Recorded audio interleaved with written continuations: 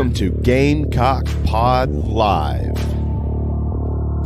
For the next 3 to 4 years, I'll be committed to the University of... Okay, let's go. This is Rodgers again to the 25, 20, 15, 10. Rodgers scores! Jackie Bradley Jr. delivers for the Gamecocks. Lost it up, looking for Kelly. Touchdown! Can you believe it? And South Carolina is sending shockwaves through the SEC. Frederick plays it in at the buzzer. That's a win! Unbelievable! I don't believe it! And now, live from Studio 54 of the Gamecock Pod Studios, here's the Cockfather himself, Keith Alsep.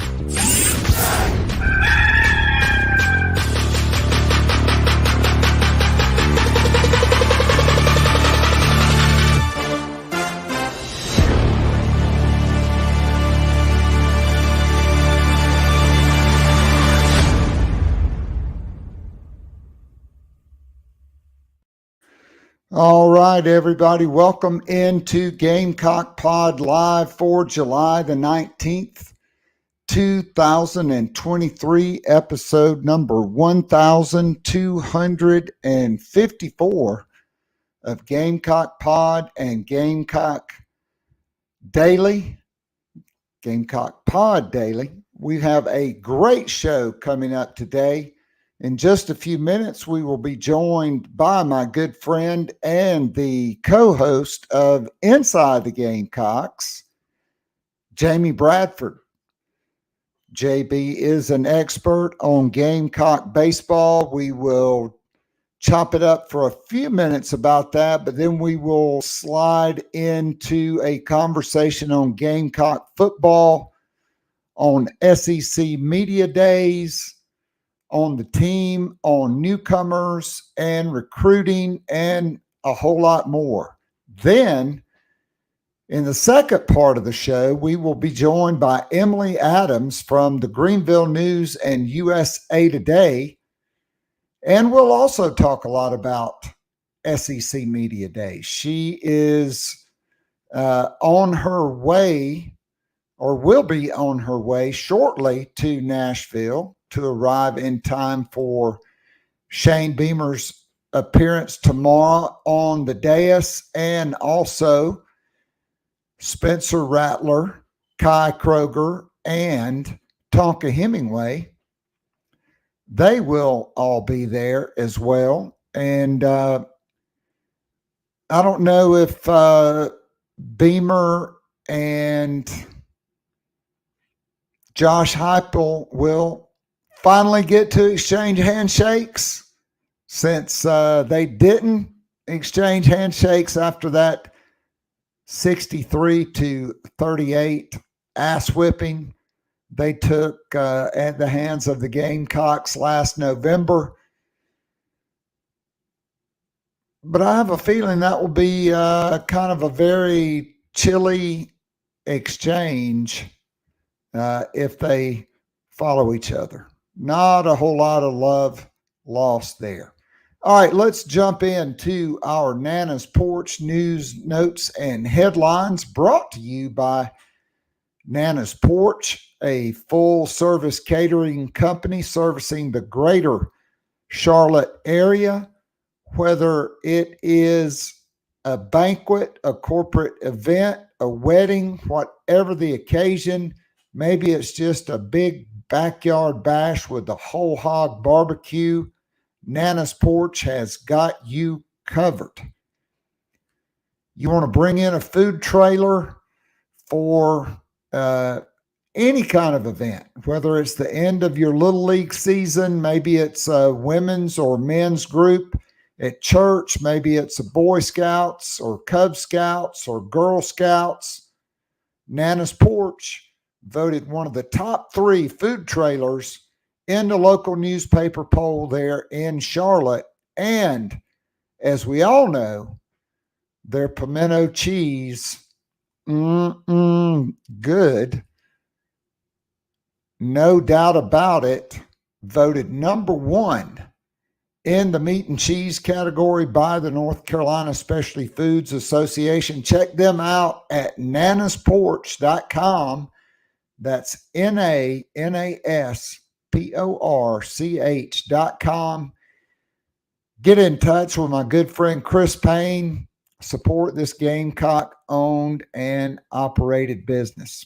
All right, so the news of the day starts with 8 new members that will be enshrined into the Gamecock Letterman Hall of Fame.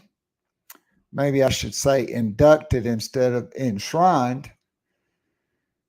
Allison Brennan, 2001 to 2006, the first and only NCAA champion by a Gamecock individual in swimming and diving.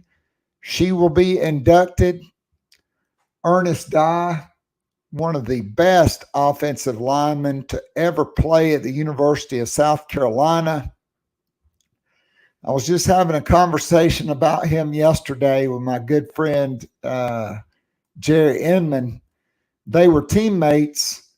Ernest came in from junior college, and he was an All-American left tackle, and he played several years in the NFL prior to being in just a horrible auto accident. I won't get into the details, but that ended his NFL career. But he was a stud. Eric Decker was a standout on the Gamecock golf team in the late 1990s. He climbed as high as number 3 in the national rankings. Sean Gortman, women's basketball, 1998 to 2002, a 4-year letter winner, 1,367 career points on 41% shooting over her career, 576 rebounds, 318 assists, 212 steals in 105 games. She led the Gamecocks in three-point shooting, both in the 2000-2001 and the 01-02 seasons, and she was a second-team All-SEC performer as a junior and then first-team as a senior. Wally Jones, a letter winner in baseball. He was All-ACC in 1967 to 1969 at second base. And Chris Mayotte, 1976 to 79, an accomplished member of the men's tennis team.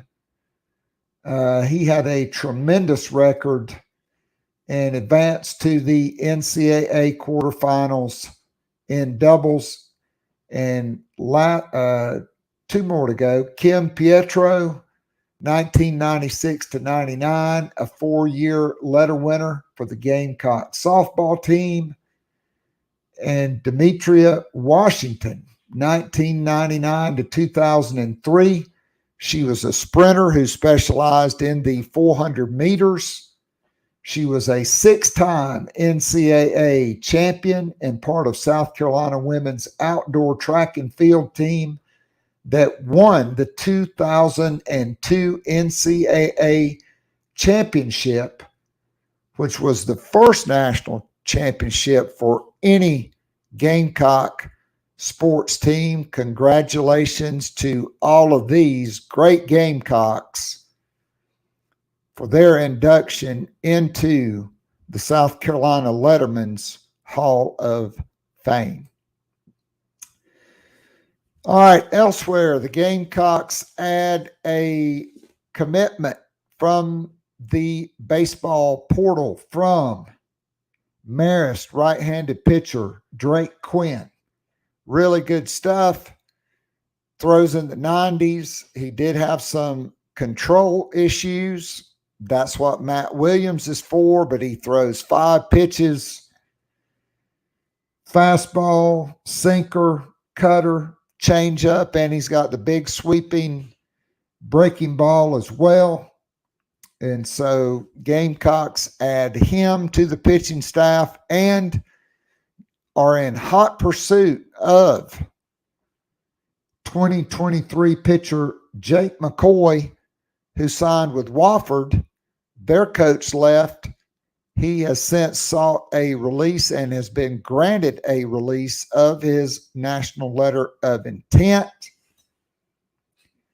He pitched at Catawba Ridge High School. He throws 95 miles per hour. This past season, he was the number 4 prospect in the country by Diamond Prospects. He was 8-2 with a 1.65 ERA, 105 strikeouts in 55 1/3 innings. This is a big-time arm and would be an impact guy capable of being in your rotation on the weekends. So we'll see how it goes there. All right, so it was not the best day yesterday for Gamecock football recruiting. The news was not good on several prospects that South Carolina thought was going to be attending their cookout next Friday, which is the 28th of July. As of today, Jalewis Solomon will not be there. Jonathan Paylor will not be there. Daniel Hill will not be there. But as we all know, 17-year-olds change their mind every time the wind blows. And I have no doubt that the Gamecock coaching staff is going to do everything they can to get these guys back on campus. Jonathan Paylor has set his decision date. It is August the 5th. That is the same day as Jalewis Solomon. Maybe it's a coincidence. Maybe it's good news for the Gamecocks. Who knows? I just know I take Lou Holtz at his word when he says things are never as good as they seem. Things are never as bad as they seem. It's somewhere in the middle. Okay, the sky is not falling. The world is not ending. Don't jump off a building like they did in 1929 on Black Thursday when the stock market crashed. Okay, recruiting is a marathon. It's not a sprint. And guess what? Guys change their minds, okay, as we all know. So the news is still good on Dylan Stewart for him to attend the cookout. And so that's a positive. Daniel Hill has set his announcement for August the 23rd, right before his season begins. I was told earlier in the week by somebody in the building it was going to be a really good August for South Carolina football. Hopefully that will still be the case, but time is the ultimate test, and we will find out sooner rather than later.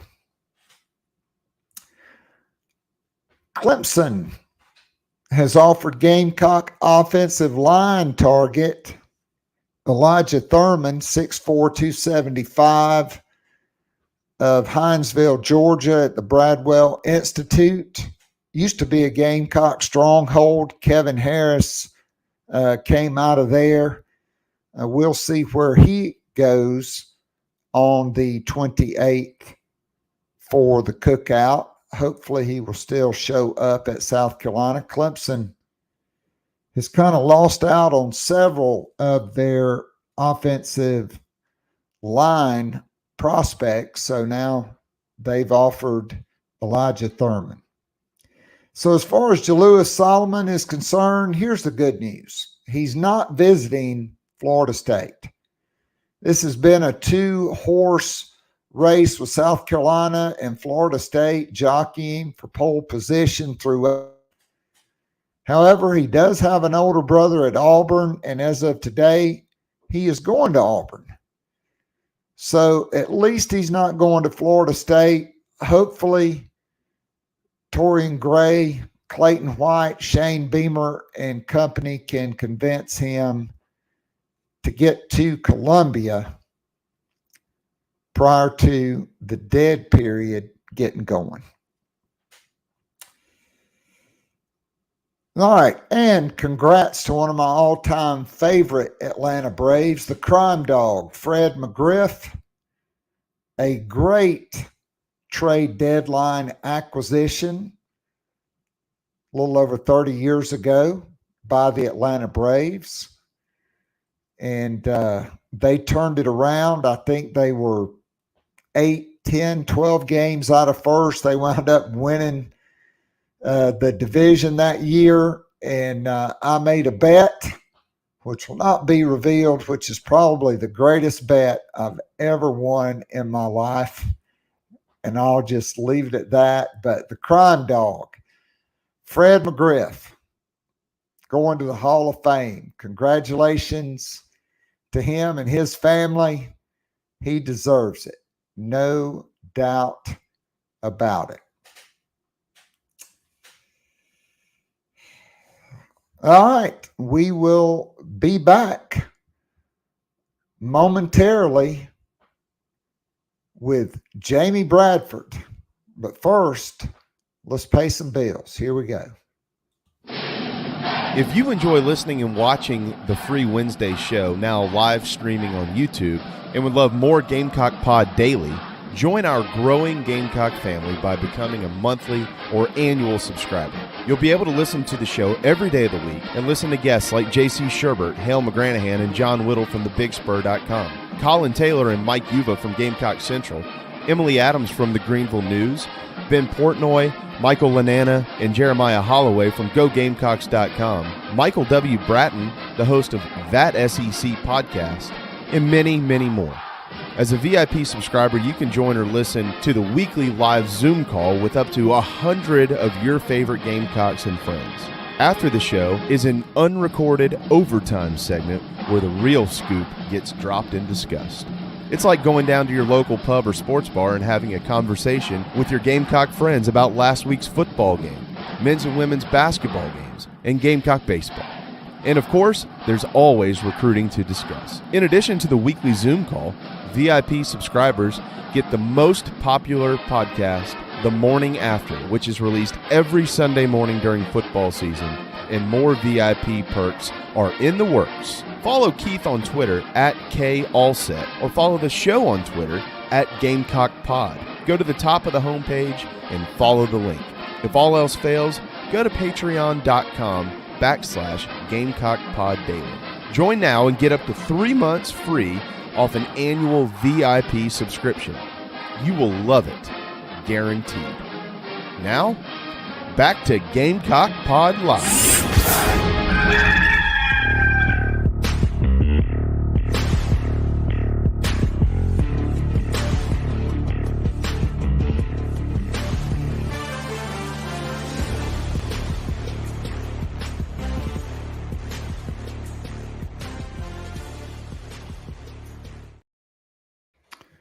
All right, we are back, and we welcome in our good friend, fresh off of a tremendous episode of Inside the Gamecocks, my good friend, Jamie Bradford. JB, thanks for jumping on today.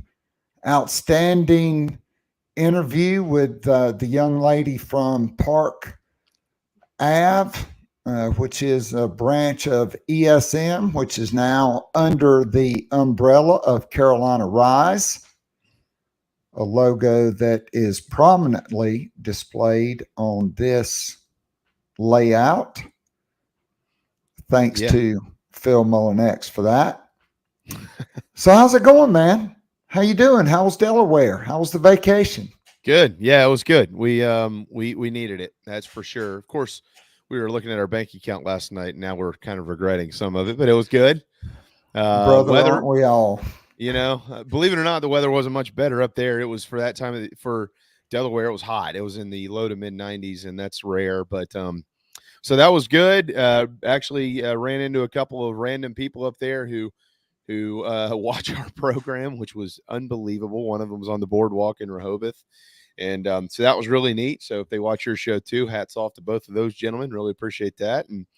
And just been playing some golf and trying to ease through July. And we all know after Coach Beamer speaks tomorrow on SEC Media Days that we basically have about another week before we really start to dial it in with fall practice. Yeah, well, JB, it's talking season. Yeah, it is. There's no doubt. And so Shane Beamer will definitely talk tomorrow. So I got to say, low to mid 90s, that might as well be wintertime right now for me. So here was my week last week. We have the Cal Ripken tournament out here in Round Rock every day, Monday through Friday. I work Monday, Tuesday. In the morning, Thursday, I worked all day. It was 108. Friday and Saturday, I worked a showcase tournament at Texas State University in San Marcos. They have a turf field. And you know what? They have a cockaboose. Well, I mean, it's not a cockaboose, but it's a caboose. And it's right on the first base line past the dugout. And they got these nice leather bench seats on it. And it's the only other place I've ever seen a caboose. And I thought that was neat. But what was not neat was doing games on field turf when it's 111 degrees and the temperature on the turf is in the 130s. No, brutal. Yeah, it's you know what, I've actually, when I was coming up in I was, gosh man, I don't know, maybe 16 or 17, we played a tournament down at the I can't remember if this one was the Royals or the Indian Spring Training Complex in Florida. It was one of them. And we had a day like that. We actually, our first game was at 8:30 in the morning, and we had a double header. But in some of those tournaments, you know, you don't play back to back necessarily. So we played at 8:30, and then we turned around and played somewhere at 3:30 in the afternoon. And I remember showing up to the ballpark thinking, "There's no way that we can play this game. It's too hot." And it was a turf field. It was the same thing, and because it just cooks you from the ground up, basically. And that was back, you know, so that was 20 years ago. Or plus. And that was before they've made some of the changes and some of the turf that they lay down now, specifically in big league facilities and college facilities. But back then it wasn't really like that. And so you just cooked the whole time. So we come in the dugout and put the wet towels on your neck and the whole 9 yards. And I was a catcher. And so I was even hotter, and it was awful. But yeah, so better you than me. I'm glad to see that you're still alive and not suffering from any type of stroke. Let's hope that doesn't happen. Yeah, I mean, it was tough, especially the first day, the second day. More Pedialyte, more Propels, more food, more peanut butter and jelly sandwiches, bananas, etc., just to keep potassium and sodium in your body. So then last night I umpire our under 30 men's league championship game, which features a lot of former Division I college players, some guys that played in the minors. And it was 108. But it felt mild because of the days I had been on the turf, and it started at 7. So, you know, it kind of dissipated quickly from 108 to, you know, we were in the 90s, but at least there was some shade and a little bit of breeze. But at any rate, yeah, it's brutal. So, hey, so let's start with Gamecock baseball, because you played baseball for Ray Tanner. You're tied into that program. And so I wanted to get your thoughts, number one, on the additions of Matt Williams and Joey Holcomb to the staff. Well, I don't think that Coach Kingston could have made better hires, honestly. And that comes with a caveat because Joey coming over is at the expense of Scott Wingo and being promoted on the field, and I dearly love Scott Wingo, and I mean that. Known Scotty a long time. He's a wonderful friend with an unbelievable family, and he is a brilliant baseball mind. And so I don't know if he's. I still don't. I don't. Nobody knows. I don't even know if Scott knows whether he's going to continue to hang around in the role that he's technically going to be in, which is an off-field role. I think it'd be better for him to leave the program and go coach on the field somewhere if he wants to coach forever. So that hurts. There's no doubt. He's a valuable member of the community and of the baseball program for every reason under the sun. But bringing in Coach Holcomb from or bringing in his recruiting experience and his on-field experience and all that stuff and everything that he's going to add coming out of old Bowie's Creek, North Carolina, it's going to be a little bit different in Columbia, but he's fantastic. I mean, he's going to do wonderful stuff. Matt Williams, you couldn't replace Justin Parker with anybody better. I mean, his family's legendary in high school coaching. Matt knows the state inside and out. He's recruited the Southeast really well. He has connections all over the country, which is how they landed. The young man's name escapes me, but the kid from California, they just signed him pitcher. Anyways, that the story in itself is interesting. I think John Whittle actually reported on it. And he's a guy who knows how to develop, and he's willing to take chances on dudes who maybe aren't quite ready, but they have something in there, and he can find value in what they do have and over time create more value. And so he's a wonderful hire. They have an excellent staff. And, I think that they still have to plug some holes on the pitching staff from a numbers standpoint and from a talent standpoint. But ultimately, they've got the right guys in place to be able to develop that. They've signed an outstanding group of portal guys. I don't know how much you've talked about the young man that's coming in from UNC Greensboro, Kennedy Jones, but I've got pretty good sources in college baseball. I know a couple of dudes that were after him, and I know one that recruited him out of high school initially. And it's been said to me multiple times. I'm talking, Keith, literally probably I know of 3, but if not 4 or 5 different conversations I've had about this kid, that he's probably one of the top 4 or 5 hitters in the portal, if not higher than that. And he's a dude. And the kid coming from North Florida is a dude. And, they've done some nice – put in some nice plugs. So I like where they are. And they've got a nice staff. And I think Gamecock baseball, hopefully it's back to what Coach Tanner once said about it 20-plus years ago. We don't rebuild at South Carolina. We reload. And they've done too much rebuilding over the last 5 or 6 years. It's time to get back into reload. And back then it was JUCO guys. Now it's portal guys. You plug the holes, you move on, and you keep winning 40 games. And I know that's what's on Coach Kingston's radar. No doubt. So, I mean, obviously, I think you'd still love to add another couple of left-handed pitchers, but maybe the most important piece that's out there,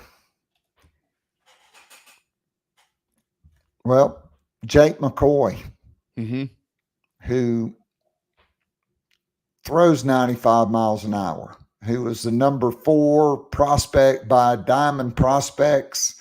He was going to Wofford. He's been granted a release. I mean, JB, is he a guy that could come in and compete for a spot in a weekend rotation? I mean, it sounds like he's that talented. Well, you don't ever want to say no to stuff like that. I don't think it's fair to the kid. I mean, I think that they feel pretty comfortable about where they are right now as far as what that rotation will look like. And you've got to give a leg up to the guys who are transferring in, whom have already pitched in college baseball, and done it at a nice level. I mean, Ty Good coming in from Coach Holbrook's team at the College of Charleston. He's probably more of a weekday guy as it stands today, but when you get to play for the school that you've dreamed of playing for, like he does, he grew up a big Gamecock fan, crazy things happen. And now, so this young man here being a lefty, I think the most common question I've gotten about him, not that I'm an expert, but I've had a couple of people ask me questions. Why was he going to Wofford? Why wasn't he at Clemson? Why wasn't he at South Carolina, or whatever it is? And I said, look, some guys bloom late. Okay. I've got a contact who's recruited him a couple of years ago. Probably wasn't a dude that would necessarily be on the radar. Committed to Wofford, stuck with his commitment, was excited about going there. Wofford, by the way, has a pretty good program, or at least they did before Enter Donato left. And so, some of these young men make decisions, and baseball recruiting has gotten younger and younger, and that's what they end up doing. But, with what's happened in the upstate, it gives the Gamecocks a chance maybe to move in and sign this kid. Anytime you got a lefty, Keith, this, you're a baseball guy. If you're a lefty, lefties are interesting, right? Because if you're above 90, they're going to find somewhere to use you. But also, right, if you're way below 90 and under bat speed, they're probably still going to try to find somewhere to use you, because that's rare these days. And it sucks to face a guy who's out there just humping 85. It also sucks to face a lefty who's throwing 94, 95. So he's going to get a chance. And, I'm confident if they sign him, he's going to pitch next year. Now, whether he pitches himself into the rotation or not, who knows? But he'll be a guy who will pitch, and they'll be thrilled to get him if they do. JB, I can't tell you. There's a kid who just graduated from Bowie High School here in Austin, and he is a junk pitcher. Most of the time, this kid doesn't throw hard enough to break a pane of glass. You'd be surprised the number of college players in the CCBL here who they just can't touch him, or they pop it up. And he's a lefty, and he just throws junk. And when he does speed it up, they're way late on it because they're just not expecting it. Right. Yep. Lefties, crafty lefties are hard to hit no matter what the velo, in my opinion. But a guy that can throw hard, like Max Fried when he's healthy, that has command of 3 or 4 pitches, those guys, that's why they get paid the big bucks. That's right. Yeah, there's no question. Oh, they need a guy. They don't have a lefty like that right now. No offense to Matthew Becker in any way, shape, or form. Right. Yeah. Dude, I love Matthew Becker. I think his upside is tremendous. But if you could add this guy and you could coach him up, that's when you're really cooking with grease right there, I think. Yeah. So it'll be interesting to see. Yeah, it will be. They'll know soon enough. Pretty soon, as a matter of fact. Hopefully. Yeah. Hopefully. Yeah. Hopefully pretty soon. Yep. This, that, and the other. Yep. Yeah. This, that, and the other. All right. So speaking of this, that, and the other, Shane Beamer speaks tomorrow at SEC Media Days. It should be a very interesting day. Lane Kiffin, who is the one coach in college football that will be day to day the rest of his career, no matter where he is, because he's just that guy. That's a good point. But he is interesting. And so he leads off, then Shane Beamer, and then Josh Heupel. More chins than wins over Shane Beamer. Had to get that one in there. Maybe if they pass each other, we'll finally get that handshake, JB, that we didn't get after the 63-38 ass whipping. But if I was a betting man, I wouldn't bet on that. There's no love lost between those two guys. No, and Shane is he's excited. He's excited to tell people about his team, and this moment tomorrow for Gamecock football. It really is what SEC Media Days is meant to be about. You're bringing a head coach to town who has no problem with standing up there and isn't just happy to be there, but he's willing to answer questions and be excited for the season being right around the corner. But also, there is some optimism that their team could be one that's on the rise this year if they're able to pull an upset or two, just like they did last year. Well, actually, they pulled multiple upsets last year when you go back and look at it, 4 of them of their 8 wins. If not more than that, I know 4. But then the kicker with all this, though, is you're bringing your quarterback. And there's only 5 quarterbacks this year at SEC Media Days, and Spencer Rattler is one of them. And he's probably the most intriguing one, maybe outside of Jaden Daniels down at LSU, simply because they're looking to win a national championship. But even with that, Spencer Rattler has been on college football's radar for over 4 seasons. And so, you're talking about a guy who he's going to be pummeled with questions tomorrow, and Shane Beamer is going to be pummeled with questions up on that podium about his quarterback. And a lot of them are going to be the same questions that he received last year about this guy. However, the way that the season ended for Spencer, those final 3 games, I'm including Notre Dame in that, and how he was able to roll out there and play good football, that now people have seen why Spencer Rattler is at South Carolina and what he's capable of doing. So it's going to be an interesting day. I think it's going to overall be a really good day for Gamecock football. And I think that Shane is I know that Shane is excited to be there and tell the stories of their program and why they have a chance to maybe make some noise behind Georgia this year. Well, Jamie, there's no doubt about it. And look, Shane Beamer, he is Alec Baldwin from Glengarry Glen Ross. Always be closing. ABC. For Shane, it's always be recruiting. And it will be, before he starts taking questions, an infomercial on recruiting. And there could be some specific positions called out by Shane Beamer, just like there was last year, because he gets it. And there is excitement and optimism.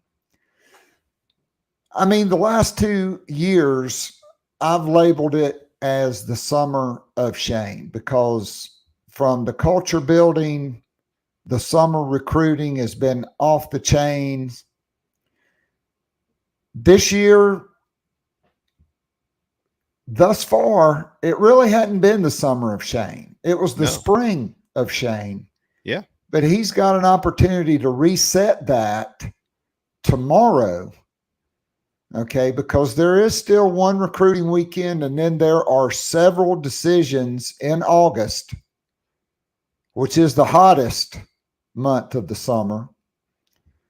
And so I think he's got a chance to reset and recalibrate the summer of Shane heading into some of these decisions that could include 5-star defensive end Dylan Stewart. Yeah, no question. I mean, I think that when, you go back a couple of months, Keith, clearly, I know you've covered this probably essentially almost every day for the last couple of months, if not more than that. And the way that things got started, and you felt like, wow, if it just stays on this track, you're looking at maybe the best recruiting class in the history of the program, coming off of another year where you exceeded expectations. Things just can't be going any better. Let's go ahead and knock on wood before I say this, but outside of that incident at the very beginning of the year, you don't have a program where you got kids running into a bunch of problems in the summer. Remember those days? You go back and you used to this was long before all the access and technology, and it was as connected as it is now, and all the different shows and all the different things. And you just held your breath through the summer to hope that nobody did anything stupid. And then you get to August and you go, okay, all right, now everybody's here. Nobody did anything dumb. You haven't really worried about that at South Carolina for a while, definitely since Coach Spurrier came along. So, but, getting this conversation back to recruiting, it started out so well, and you think you're going to continue to do the same thing they've done the last couple of years. And then, it's been a little bit dry out there.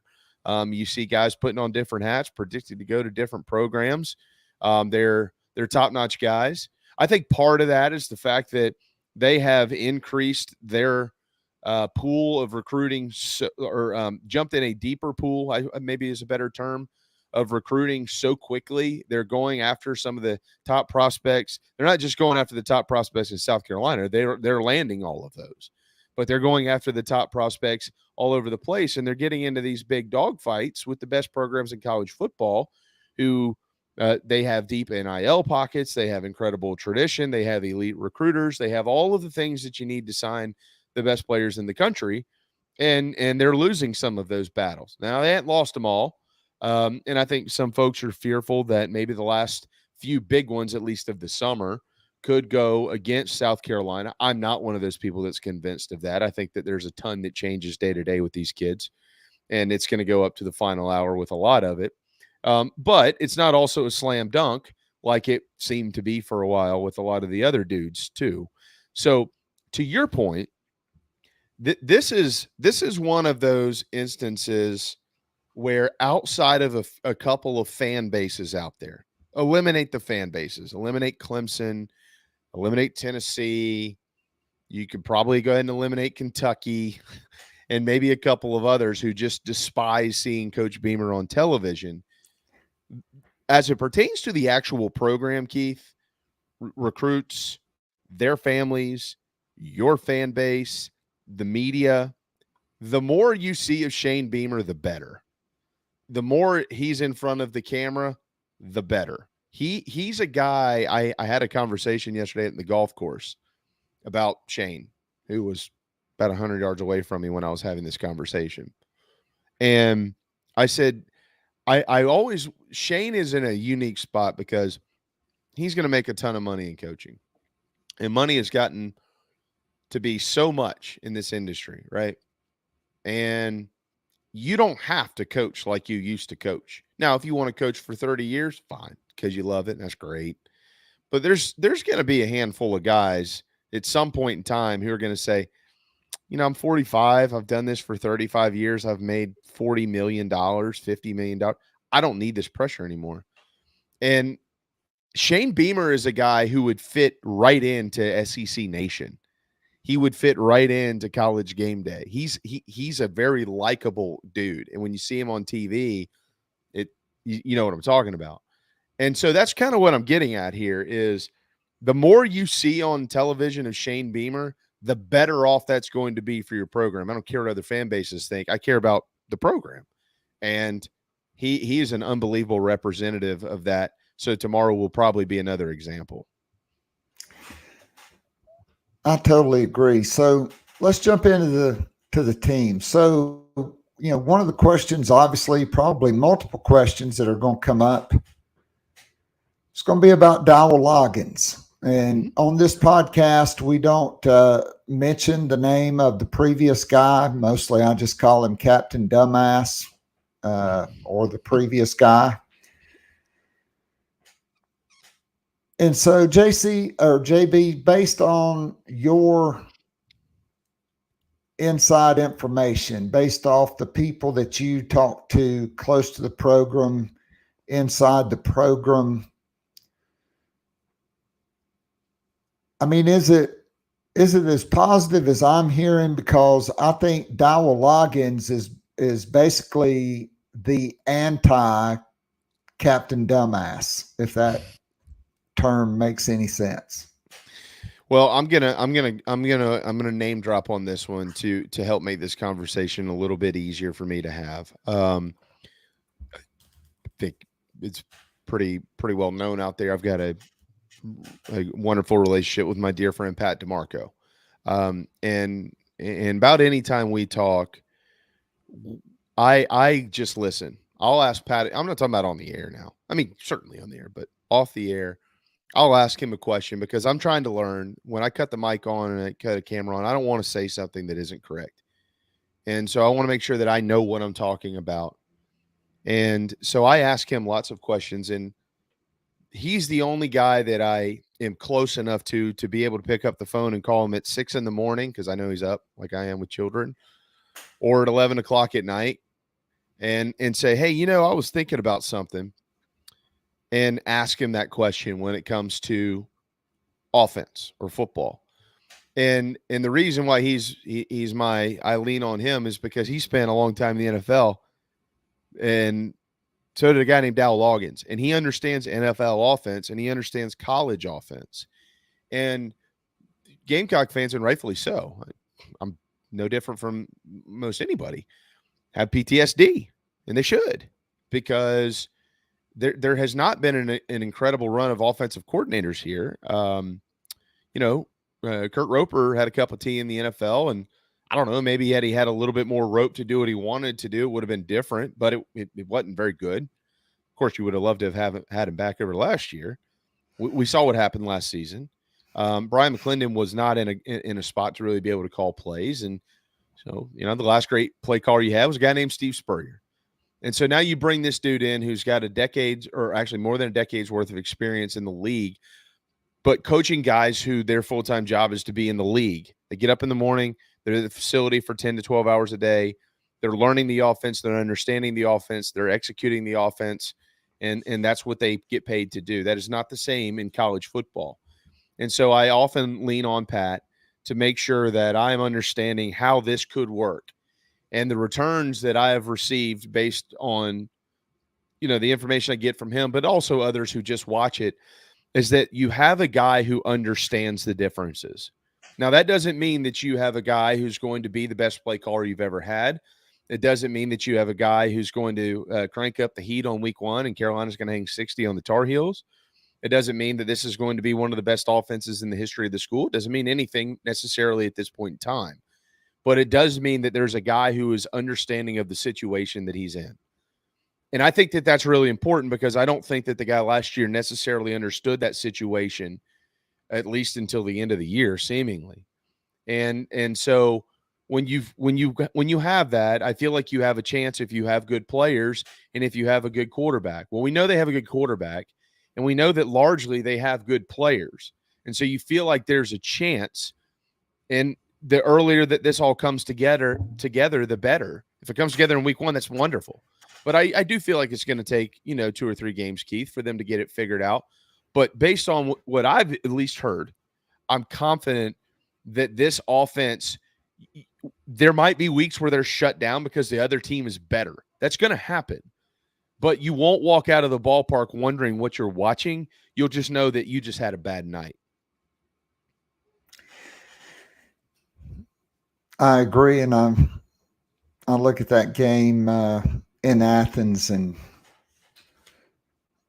I'm not going to be sad to see them leave the schedule after this year. Sorry, I'm just not. By the way, hats off to you. You were right on that. The schedule piece before they released it. Good info there. Well, it was info by one of the Georgia insiders, and so I give him the credit on that. But I am thankful for that. I mean, it's a big rivalry for South Carolina, but it's really not a rivalry much right now. Maybe by the time they roll back on the schedule, if Carolina Rise can do what Carolina Rise needs to do, and Garnet Trust can pitch in what they need to do, the games can start back being more competitive. That's my hope for sure. Yeah, we mentioned this stat today. Jordan Hill was on with us from Dogs 24/7, and The last 3 seasons, South Carolina has been outscored 133-36.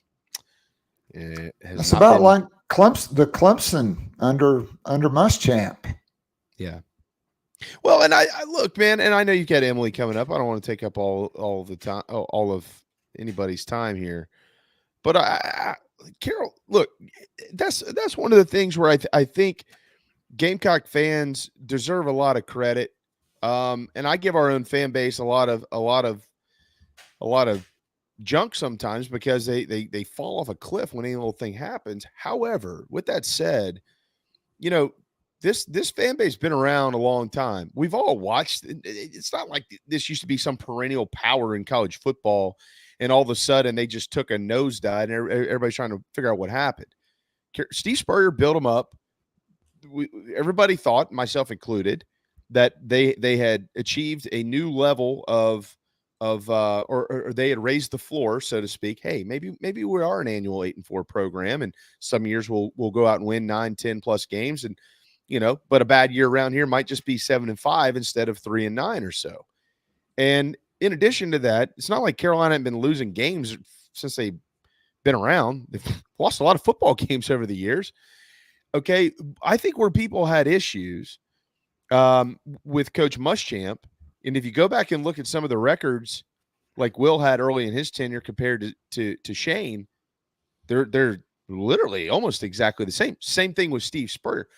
The difference is, and this happened to Will too much, and it happened to Shane too much early on, is people are they're sick and tired of watching South Carolina go out and not even be competitive in some of these ball games. Getting beat is one thing. Getting your rear end embarrassed on national television was another. And, it's the old bag trick. Let me just put the bag over my head. So I don't want anybody to even know that it's me pulling for these guys from a fan's perspective.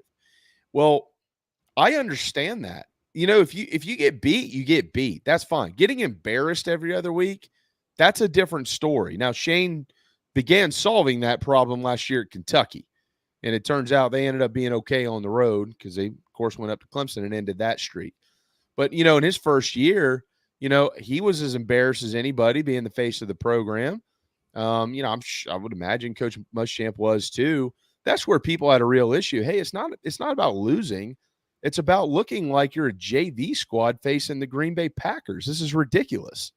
And, when Coach Spurrier got to South Carolina, Keith, we learned very quickly around here, very quickly. You don't cheer and close for losses. You said go in and expect to win games. And that Auburn game that happened in 2005, that crap never really happened again. And you knew that you had a chance in every game that he was coaching. If people just want to know you have a chance, because if you don't have one, you can't win a bunch of games. And but that's changed, certainly. And Shane Beamer has brought that life back into this program, and it's neat to see. All right, so let's talk about this team going into fall camp. First, though, I was reminded of something. I wrote it down and moved on to something else. And so we were talking about recruiting, and you mentioned dog fights. Well, it's kind of ironic that South Carolina's lost 4 defensive linemen, all to Georgia.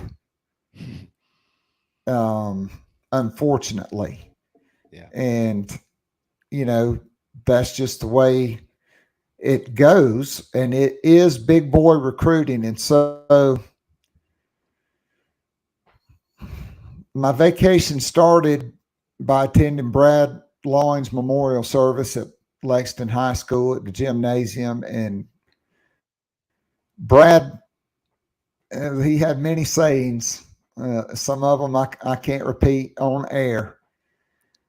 But one of the most profound statements he ever made was, Keith, Bo, I'm just telling you, the words easy and recruiting, they don't even belong on the same page, let alone the same paragraph or the same sentence. Mm-hmm. There's nothing, when you're in South Carolina, there's nothing easy about recruiting if you're recruiting the right guys. Yeah. And South Carolina is clearly recruiting the right guys. If you're going against Alabama, Ohio State, and Georgia, and Florida State, and Penn State for a lot of these targets. Now, some we're losing out on strictly because of NIL. I mean, of all the schools, Keelan, Mr. Mrs. Adams, if you're listening, I'm sorry. This is just my opinion. Of all the schools that kid was considering, Virginia Tech is absolutely the worst possible place for a wide receiver. My daughter's godfather, his son visited Virginia Tech, and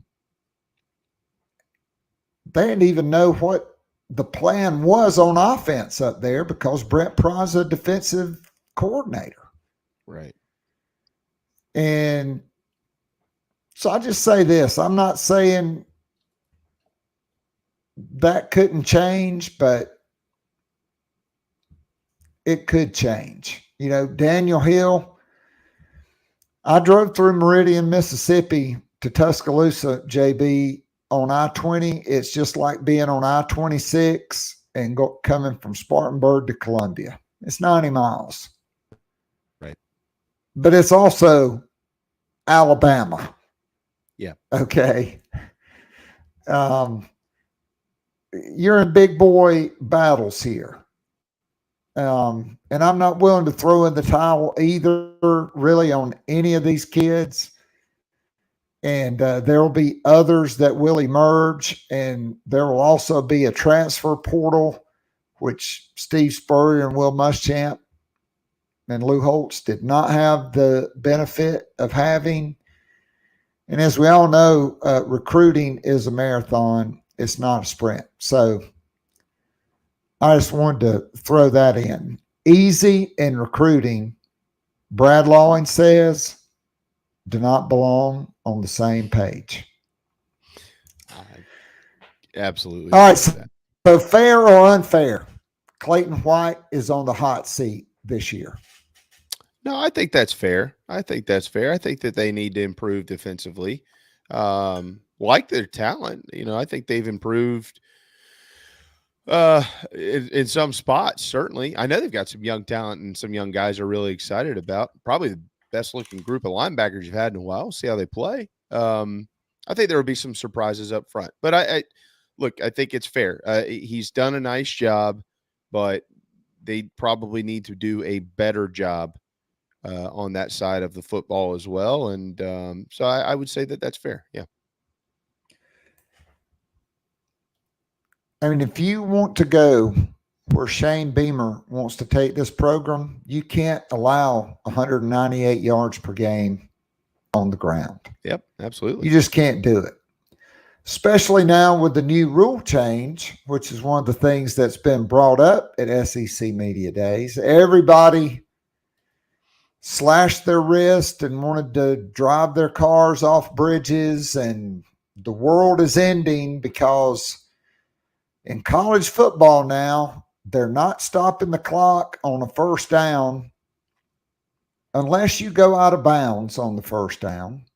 Then the clock will stop,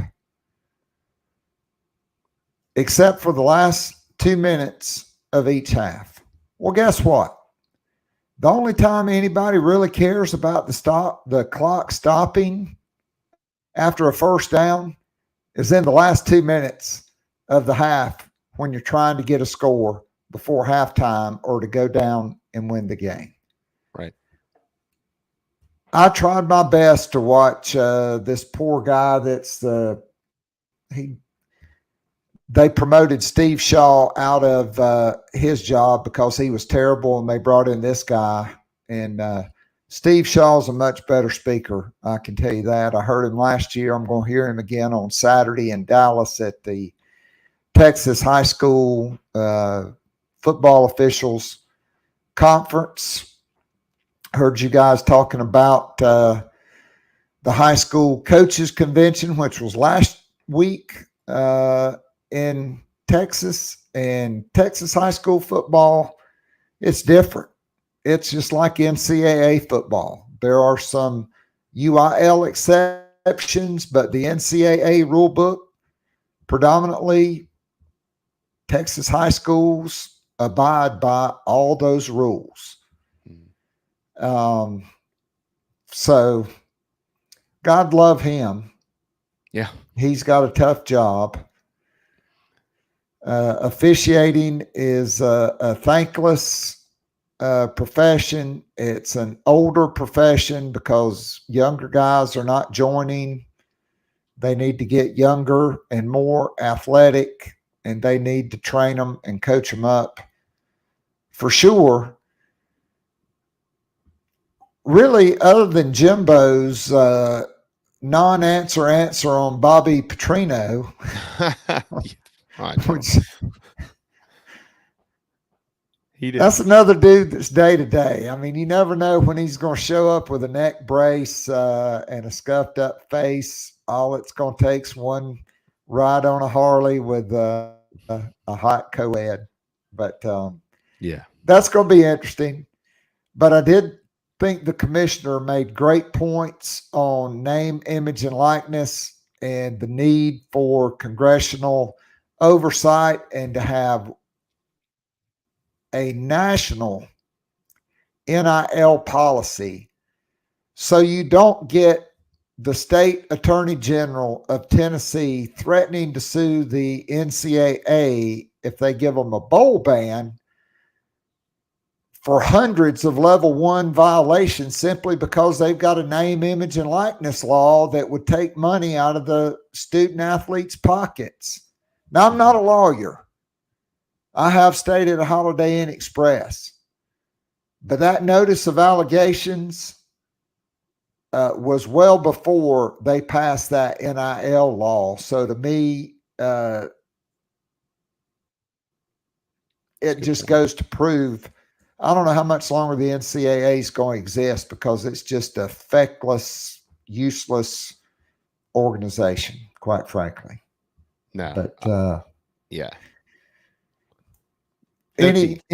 Anything that's really caught your attention other than Hugh Freeze looked like he was coming off a bender and hadn't shaved in 3 days, and he might have stumbled out of one of them places that got him in trouble when he was at Ole Miss? No, not really. I think I know Billy Napier's speaking now, and he's a guy who is not. I'd rather watch paint dry. I was about to say there's nothing interesting about listening to him speak, but it is incredibly interesting that he's standing up here with a Florida team that is I don't think they're very good, and I think a lot of people don't think they're very good. Although the ESPN analytics give Florida, this is unbelievable. Georgia has a 90% chance to win the East. Tennessee has a 5% chance to win the East. Tennessee has a 3%. Tennessee has a 5% chance. Florida has a 3% chance. And then both Kentucky and Missouri have a 1% chance. So I guess South Carolina and Vanderbilt, according to ESPN analytics, have a 0% chance behind, Missouri and Florida and Kentucky and so on and so forth. But I feel like Billy Napier is a guy who, and I hate saying things like this. I really do. I do not like necessarily speculating on anybody's future employment in any way, shape, or form, because these people have families, and I think the large majority of people are good deep down inside. So, but this statement shouldn't catch anybody out of left field. This could be the last time you see Billy Napier on this podium as the Florida Gators head coach. They ain't waiting around down there to get it turned around. Not with the transfer portal, not with the consistency in which they used to live. They did not fire Dan Mullen to have 2 consecutive seasons under 500 while you put 200 analysts in place down there on your staff to go out and find all these players and all these things that it takes to build your football program, but yet you can't win 7 games a year. 7 games a year in Florida doesn't cut it. By the way, neither does 8. You know what else doesn't cut it? 9. You better be winning 10 a year at Florida, period. And they ain't winning 10 games this year. So what I'm getting at here is at the end of the year, they might have a winning record of 7-6. That I wouldn't be shocked if they said, yeah, this just ain't going to work. And whatever money we owe you, we don't care. So, there's nothing really interesting outside of the fact that what I've heard thus far, outside of the fact that I just think we've gotten into much more of a dog eat dog, cut the cord as soon as you can type world because of the transfer portal. Now, I also think that some coaches deserve a little bit more length on that rope because you can wake up. Shane Beamer did it. And 3 of the top 5 or 6 players in your program have decided that they're going to take off for what they think are greener pastures. So the transfer portal, you spend 2 and 3 years recruiting a kid, you get him to school, and then he decides in the middle of the night he's going to call you and tell you that he's leaving. So I think there's some grace that deserves to be given on things like that. But at a place like Florida and a place like LSU, which they're not going to have this problem, or a place like Georgia or whatever it is, they expect to win these games. They don't care. They don't care. So the guy left the middle of the night, call another guy. That's the way they look at it. And so no, there's not a ton. But Florida, I was looking forward to seeing what Coach Napier had to say because some of these, how it is, Keith, they lay the groundwork in July to try to make sure, especially coaches who might quote unquote be on the hot seat. They try to lay the groundwork earlier to make sure that they've got some type of grace if things don't go well. And I don't know that Billy Napier's necessarily going to be doing that, but he ain't walking in there with a very happy group down in Gainesville either. A whole lot more families are dependent on Billy Napier because of the size of that support staff. Yeah. Than any other staff in the country. And if he does make it to year 3, he has a brutal schedule.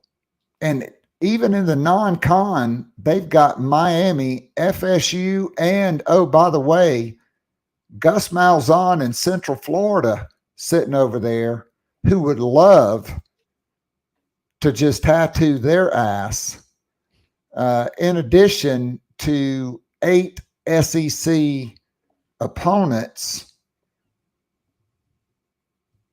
It's not looking good for Sunbelt Billy. All right, so I got about 3 more for you.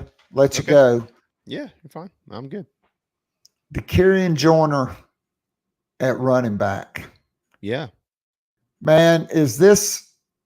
Yesterday, I talked about 15 minutes. I tried to do a 5 guys segment on the super seniors, and I couldn't get past DeKerian Joyner and Xavier Leggett because when you think about DK, when he came out, Elite 11, state champion, threw for 10,000 yards, had an unbelievable record as a quarterback, lost his dad, came to Carolina because they told him he could play quarterback. Kurt Roper didn't even think he was a quarterback. All the things this guy has done, the selflessness, the resilience, the character. Same for Xavier Leggett.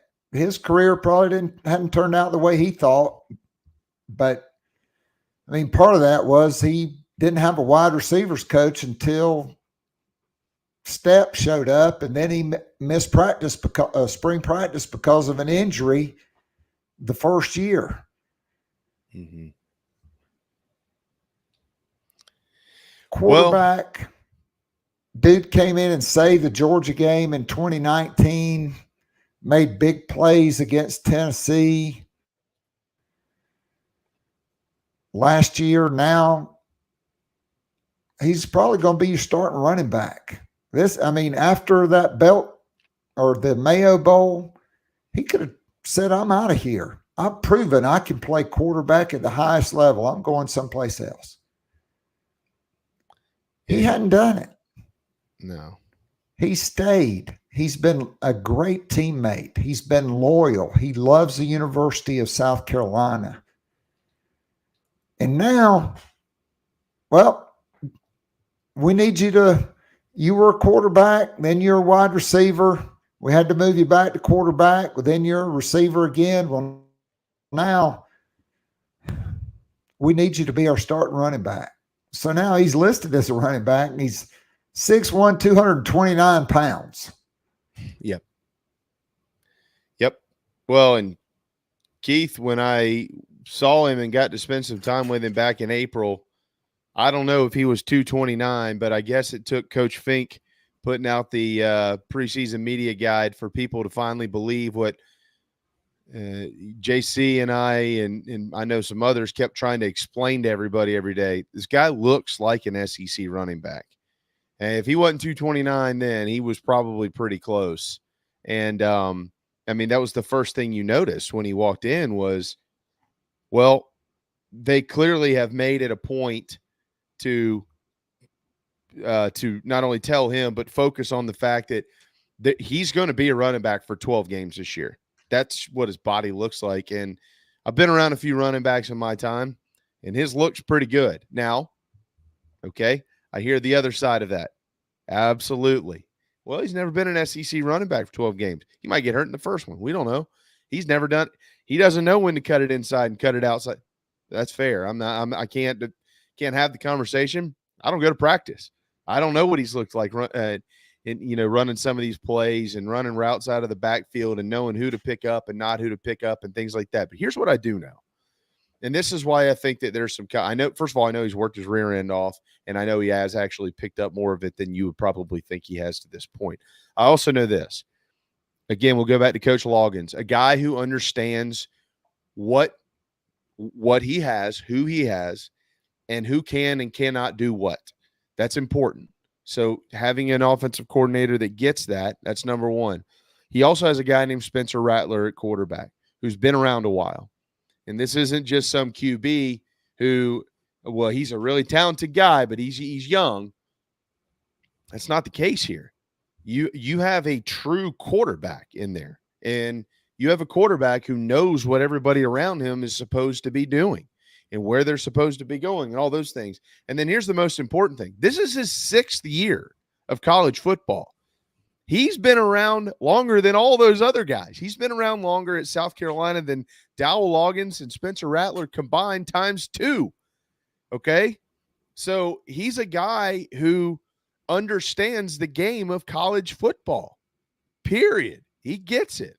Now, it's fair for fans, Keith, and I'm not, this isn't like, I'm not trying to talk over somebody's head or look like I'm high and mighty or anything like that. This is college football. We all love to talk about it. Some opinions matter more than others. Some are pretty stupid. Some are really good. We all have pretty stupid opinions sometimes. I don't think it's fair for any of us, nobody, unless you've actually been a running back in the SEC, to be able to question for months on end going into the season whether this guy knows when he should be cutting inside and cutting outside, and whether he can sustain this hit and sustain that hit, and whether you don't know. None of us do. The guys that know are the ones that, play in the uniform. They call the plays, and they're not going to give us any tips as to whether he can or can't do it. The tip we're going to get is when you cut the TV on or you walk into Bank of America Stadium on Saturday, September the 2nd. So we only have to get to go by what we hear and what we see that really is not relevant. So everything I've heard is you can't ask for him to do any more than what he's done and trying to prepare himself. I think simple logic tells us this, and this is just common sense, I would think, right, Keith? You do best what you do often. I've been in media for 10 years. When I started out, I was terrible. All right, it took some time. You had to keep figuring it out. You find your own way of doing things, but then also there is a way of doing things. And DeCarrion Joyner, probably that first week is not going to be the DeCarrion Joyner you're going to see in week 3, 4, or 5. He's probably going to be a little bit of a different player, but I know that they're planning on using him. And I know that he's a guy that they want to see in game 12 still back there. And that's not discounting any of those other guys. I think Mario Anderson's going to play. I hope people understand that. He's going to play. DJ Braswell is going to play. Juju is they're all going to play. And luckily there is a staff in place and with a leader of that staff that understands how to do things. And maybe at some point in time, one of those guys isn't playing as much as the other, but that will be earned on the field. It won't be given. I totally agree. I mean, look, when Johnny Wright tore his ACL in fall camp in 1979, they didn't have another running back that they could put in a split back veer to play tailback. And so Jim Carlin said, well, I got this fellow named George Rogers. We're going to make him a tailback.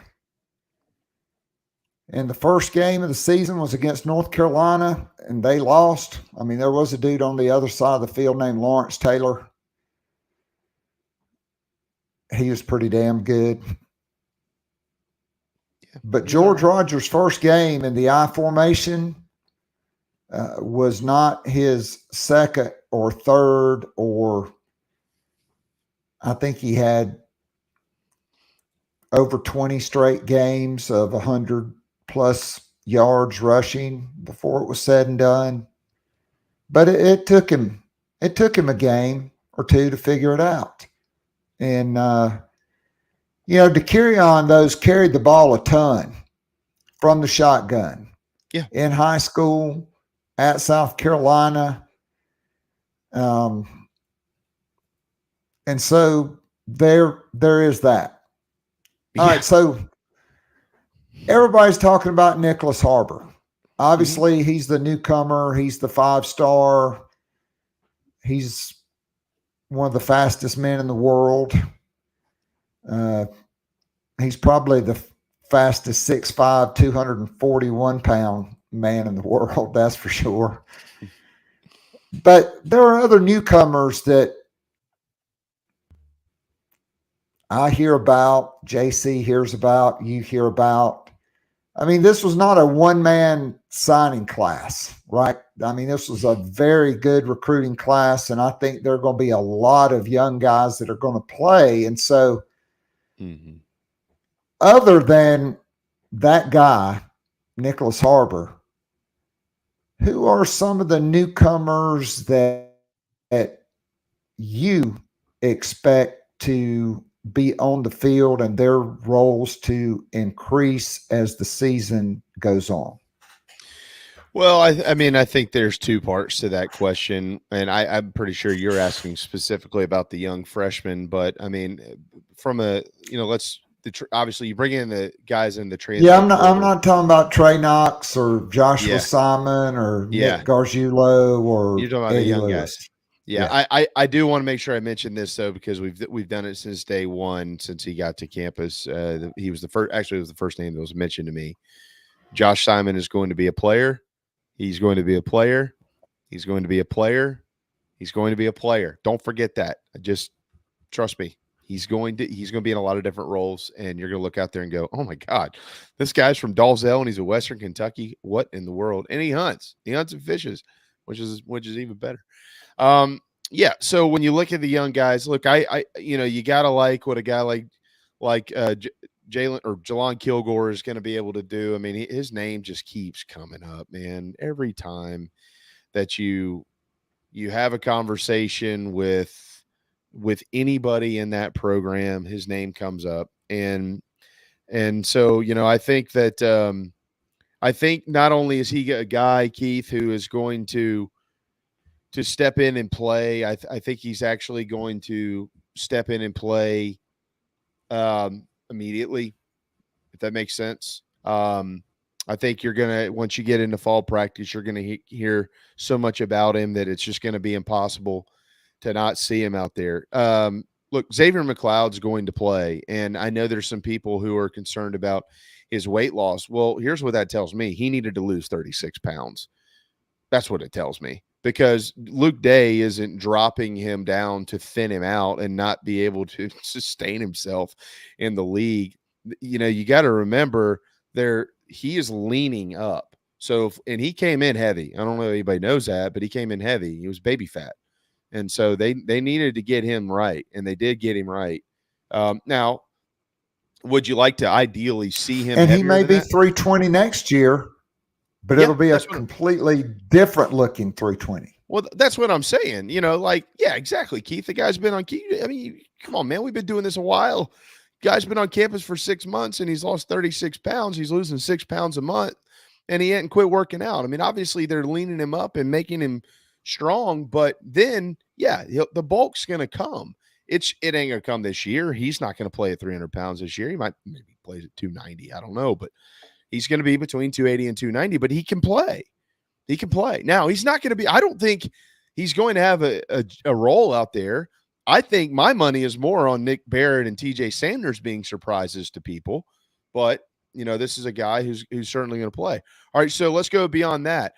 And people were talking about a lot of this last week when the numbers came out as far as weight loss, because there's nothing else to talk about. So let's talk about all these guys, you know, weight loss and weight gain. There's something that stuck out to me, and this might surprise you a little bit, but if you think about it, it'll make sense. Marquis Anderson came in at 307. You know what he is? He's 302. That should tell you a lot, right? Because this guy has been around a while. So he didn't come in as big old chunky Marquis Anderson, and we got to shave 20 and 30 pounds off this young man. He came in looking pretty good. That's what that tells you. I mean, unless he's been sneaking out of the facility every day and running across the street and destroying everything in that Bojangles building over there, or eating the hell out of the Waffle House, then, which is not true, then that tells you that he came in shape, and he only lost 5 pounds. So that tells you they like where he is from with his body type. So when they get into fall practice, I think he's another guy that you're going to see this fall. Is he going to start? I don't think so. Maybe he ends up starting later on in the season. I'm not going to predict anything like that. But I do think that he's a guy that you're going to see get in there early at some point in time to see what he can do. I think Desmond Umeozulu is a guy that you're going to see get in the ball game more often than not early on in the year. I know they like him. I know he's thin, but they do like him, and he has playmaking ability, and he's probably a guy they're going to try to bring along, so they're going to want to get him on the field. Vakari Swain is an interesting one here. And because I've heard you hear good things, you know. I just think that it's going to come down to, we know he's really good, but is he better than the guys that are playing? And he'll probably have to get a chance to prove that. But he's certainly a name to keep an eye on. We've already gone over DJ Braswell, and I'll end with these two. I mean, I've heard some things on some other guys, but I don't want to extend this segment forever and ever and ever. Look, man, Pup Howard is going to be the star of this freshman class, I think. Had a great chance to, outside of Nick Harbor. I think Nick Harbor certainly has a chance to do that. But as far as guys who are actually just going to be in there a lot, Pup Howard's going to be in there a lot. And had a great chance to interview him with Bill Gunner a few months ago on 107.5 The Game. He was outstanding. I understand that when he walks by you feel like he's been around a while. That's dangerous. He got in before they played the bowl game, as a matter of fact, so he kind of has been around a little while for a freshman. He's going to be really good, and I don't think you need to expand on that a whole lot more. It's just a matter of getting in there and letting him take his licks during August, and he's going to be fine. And then, look, man, Keith, I was really hesitant on this for a long time, but it's hard to really kind of now ignore the fact that Lenora Sellers is going to play. And, you know, I just don't know that they can move through this whole season without having a way to get him on the field and see what he can do at some point in time.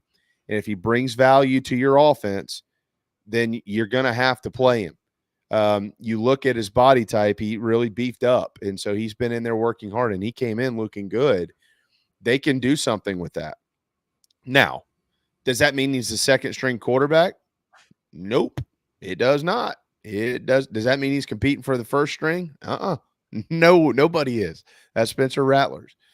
But I also don't think that I think he's going to play. Now, whether he plays more than 4 games or not, I don't know. You don't want to burn him if you can avoid that.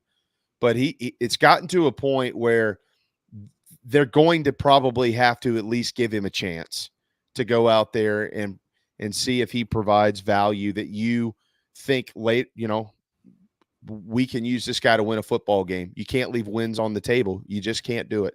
And so they're going to give him a good, long, hard look. You're going to hear good things about him in fall camp. And then when you get into the season, you'll probably see him out there at some point in time. And whether he continues to earn that time or not will be really up to him. But he's going to play. I don't know where I don't know where that's going to be. My gut tells me it'll be somewhere in the Furman game. You'll see him trot out there at some point in time, but he's going to play. All right. Great stuff, Jamie Bradford. The only one name I would add, Elijah Caldwell. You just can't. Everybody I talk to. Yeah. I think this guy. Good point. He's going to play. Man, I can't thank you enough. It's always great catching up with you.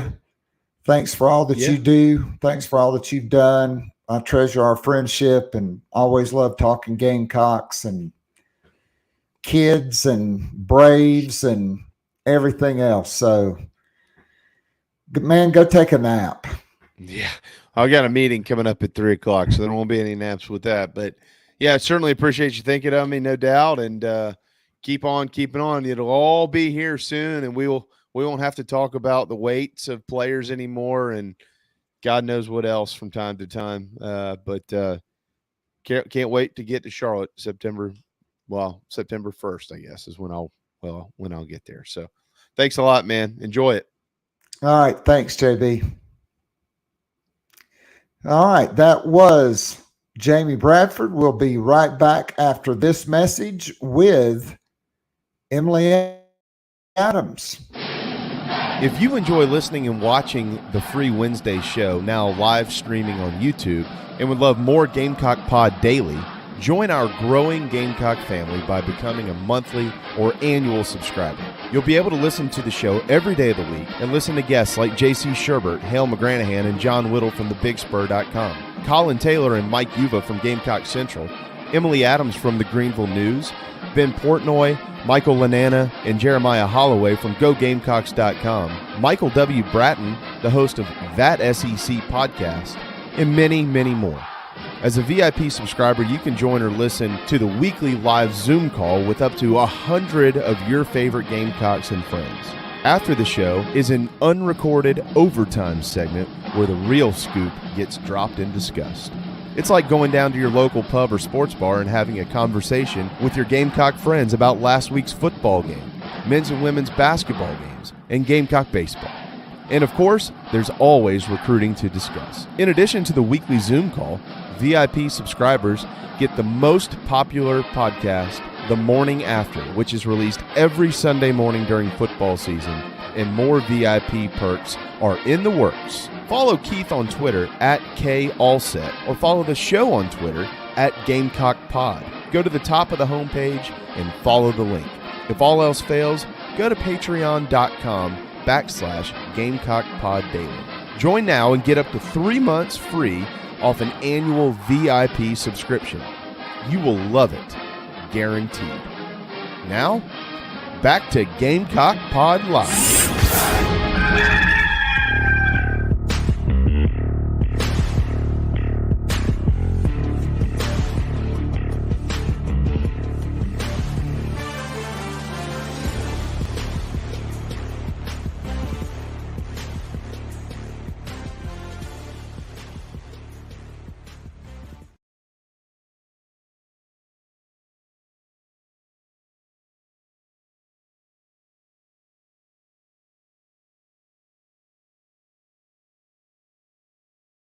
And USA Today. Emily, you look very refreshed. You look like you've just come off a great vacation. How's your summer been? Yeah, can't complain. It's, had to get the last little bit of, beach time in before media days kind of signaled the end of break time for us here. Well, beach time is certainly a great time, and soon for you it'll be driving time to Nashville. So thanks for joining us before you make the trip. And so let's dive right in. So more not positive news coming out of Gamecock football recruiting world. Jalewis Solomon will not be in attendance as of today at the cookout. Daniel Hill will be at Alabama, which on my summer vacation, I drove from Austin to Fort Lawn, South Carolina, and it's all I-20 until you get off on, well, that's a lie. I go up I-35 to Dallas, and then it's I-20 all the way across to Columbia. Then you get on 77 and get off on Highway 200 to Great Falls, and that's where my neighbors have moved, and so it was great to see them. But along the way, Meridian, Mississippi to Tuscaloosa, Alabama is about like going from Spartanburg to Columbia on I-26. It's a straight shot, and it's about 90 miles. And not a whole lot going on there either. Not a whole lot going on, except the great Governor Ironside decided that he would shut down one lane of I-20 for road construction in the middle of the day. And my GPS kept telling me you're entering Louisiana. And that was at 1:30. And I finally entered Louisiana at about 3:15. So stayed in Hoover. Got up the next morning, drove straight through, had a great time. Got to take my daughter to see the Atlanta Braves play. Oh, that's fun. And it was awesome. We sat right next to the Chop House in right field by Ronald Acuna. And I told her how great he was, what number he was. We watched some games before she left Herman, before we all got back together. Oh, Daddy, I can't wait to see him play. And so he's standing out there in right field. Daddy, how come he's not doing anything? He's just standing there. I was like, well, nobody's hitting the ball yet. So Braves go to the bottom of the first, and Acuna leans off, and the first pitch, he hit a 420-foot home run. Not a bad introduction. Then the top of the second inning, he makes a leaping catch at the wall and robs the guy of a home run. And then the bottom of the second, Michael Harris hit one into the Chop House. And then Acuna came up and lined one inside the foul pole down the left field line. And so he hit 2 home runs in his first 2 at-bats and robbed a dude of a homer. And so I actually looked like I knew what I was talking about. I love it. And so the Braves, Addison, she wanted to know, what does this mean in history, Daddy? I was like, well, what it means, baby, is the Braves hit more home runs in the first 2 innings of a baseball game than they've ever done in the history of the franchise.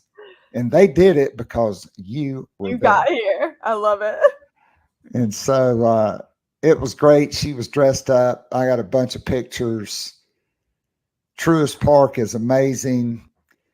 And my parents started taking me when I was a little boy, when I was 4 years old. I don't even remember seeing Roberto Clemente, but certainly the way Acuna Jr. is playing this year, he may be the best right fielder since Roberto Clemente. It's headed that direction for sure. No doubt. All right, so let's dive into your article. It's behind a paywall. It's been up for a few days. Maybe you'll share.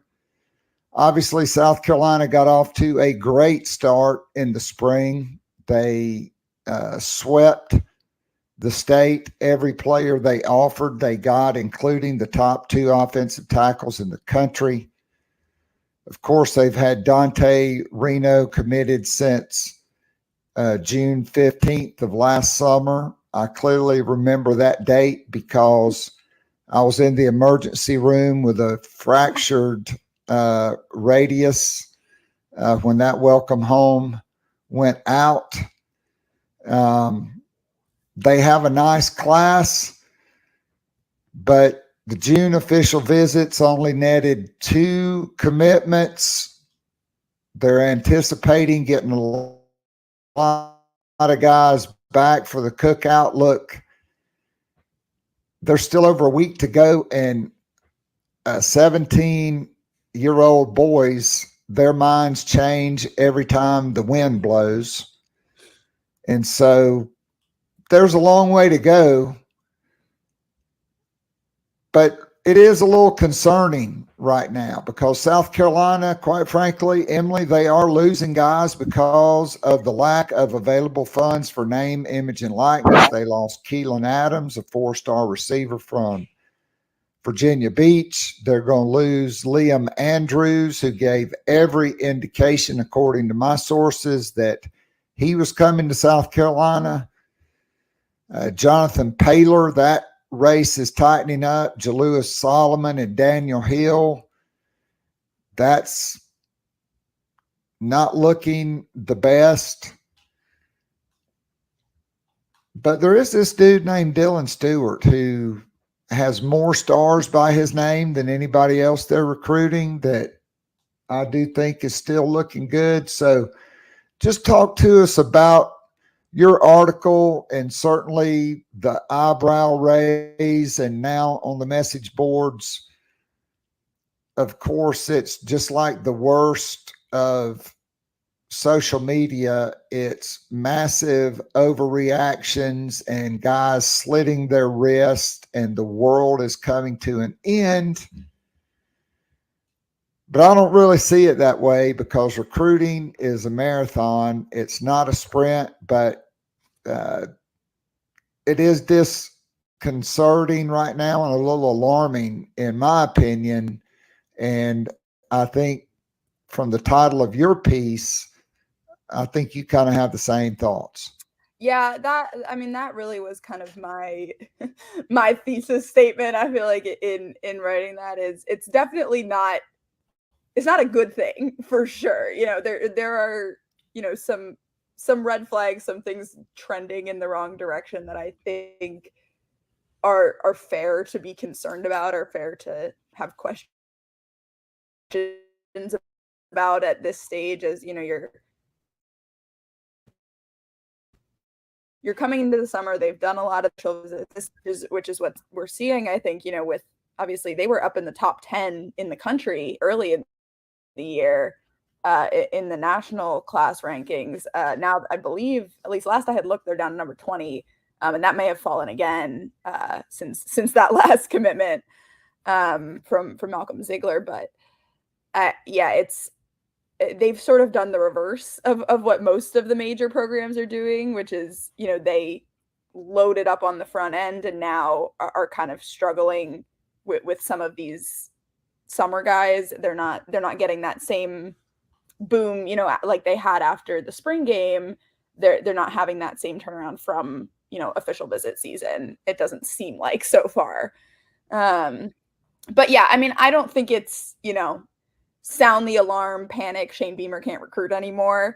It's the hard thing with recruiting is you're going to lose sometimes, and sometimes you lose a few guys in a row, and sometimes you get a few guys in a row, and it sort of is a very, it's a very up and down thing. It's an inexact science. And so I think, it's not, I don't think South Carolina's, recruiting class is dead in the water. But, I think if they lose out on that whole group you just mentioned, then it's going to be coming into red flag time. Last year they had that late push again. They lost Big Tree and then got Big Tree back within, a week stretch there where it looked like things were falling apart. And then, suddenly it really all came together right before signing day. They didn't add Nick Harbor for sure until February. So, it's there. The recruiting game is a long one. It ends in some ways in December, but for a lot of guys, it keeps going even through the spring. So, there's a lot of options left on the board, but the options are thinning, and I think that's where the concern comes in at this point. Yeah, so there is a logo at the bottom of the page, Carolina Rise. And so, quite frankly, I'm not going to throw blame. It is what it is. South Carolina was reactive instead of proactive when it came to NIL. They've been behind the 8 ball. Carolina Rise was able to save Park Avenue. Otherwise, that was going to go by the wayside. Nicholas Harbor, by the way, getting a deal, Beats by Dr. Dre. Yes, as well as other deals. Park Avenue, I think, is essential for the future of the program, because the more big time players you get, the more valuable they become because of the established relationships with national brands and their ability to market big time athletes. Well, and I will say, I think that's something that, Dawn and the women's basketball program have done a very good job of, is, Dawn obviously has a lot of sort of existing relationships on her own, which obviously helps with that situation. But, they've done some of those team-wide deals you've seen. I mean, obviously, Aaliyah and Zaya came out and signed Adidas deals almost right away. Aaliyah, signs the biggest rookie deal I think Adidas has ever signed for a WNBA player. And then, you see, obviously, they did a lot of those Under Armour spots last year. I feel like that team is very much engaged on sort of the brand management side, even more so than, when you look at the collective sort of things that you see at like an A&M or even like what's going on in Arkansas right now. A lot of there's a difference between, I think, the brand building and NIL that's coming through collectives a lot of the time.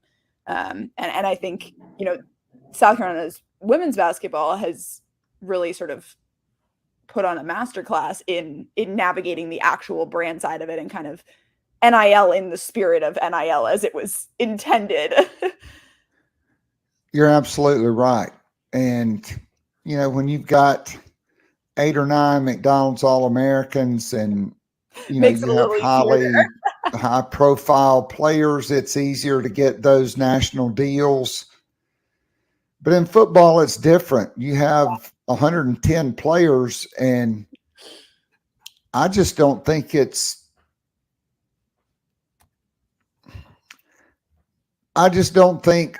all players are equal, and I think name, image, and likeness should be earned. And certainly in recruiting, to get big-time players, they've got to have NIL money, because everybody else is going to promise them NIL deals. Yeah. But the guys there at the bottom of your roster that are not really contributing, name, image, and likeness is not for them. They've got to earn it. I mean, I'm sorry. South Carolina is not Texas A&M. If you had a collective with $23 million, different conversation here. I mean, I could name 15 players that are getting paid money right now that probably shouldn't be getting paid money right now because they really hadn't done anything. And I'm not trying to cast aspersions. I'm just saying, when you have one collective that's paying salaries, you got to pay the right guys so that you still have the liquidity to make sure that you've got money for big time recruits. And South Carolina's failing at that. And I think it's a university-wide failure because of the lack of the promotion, the lack of the proactivity. And that's got to change. And at Carolina Rise, we are trying to change that. And so go to carolinarise.com, if 20 people right now will give $20 a month, okay, my math's not really good, but I think that's $480 a year per person.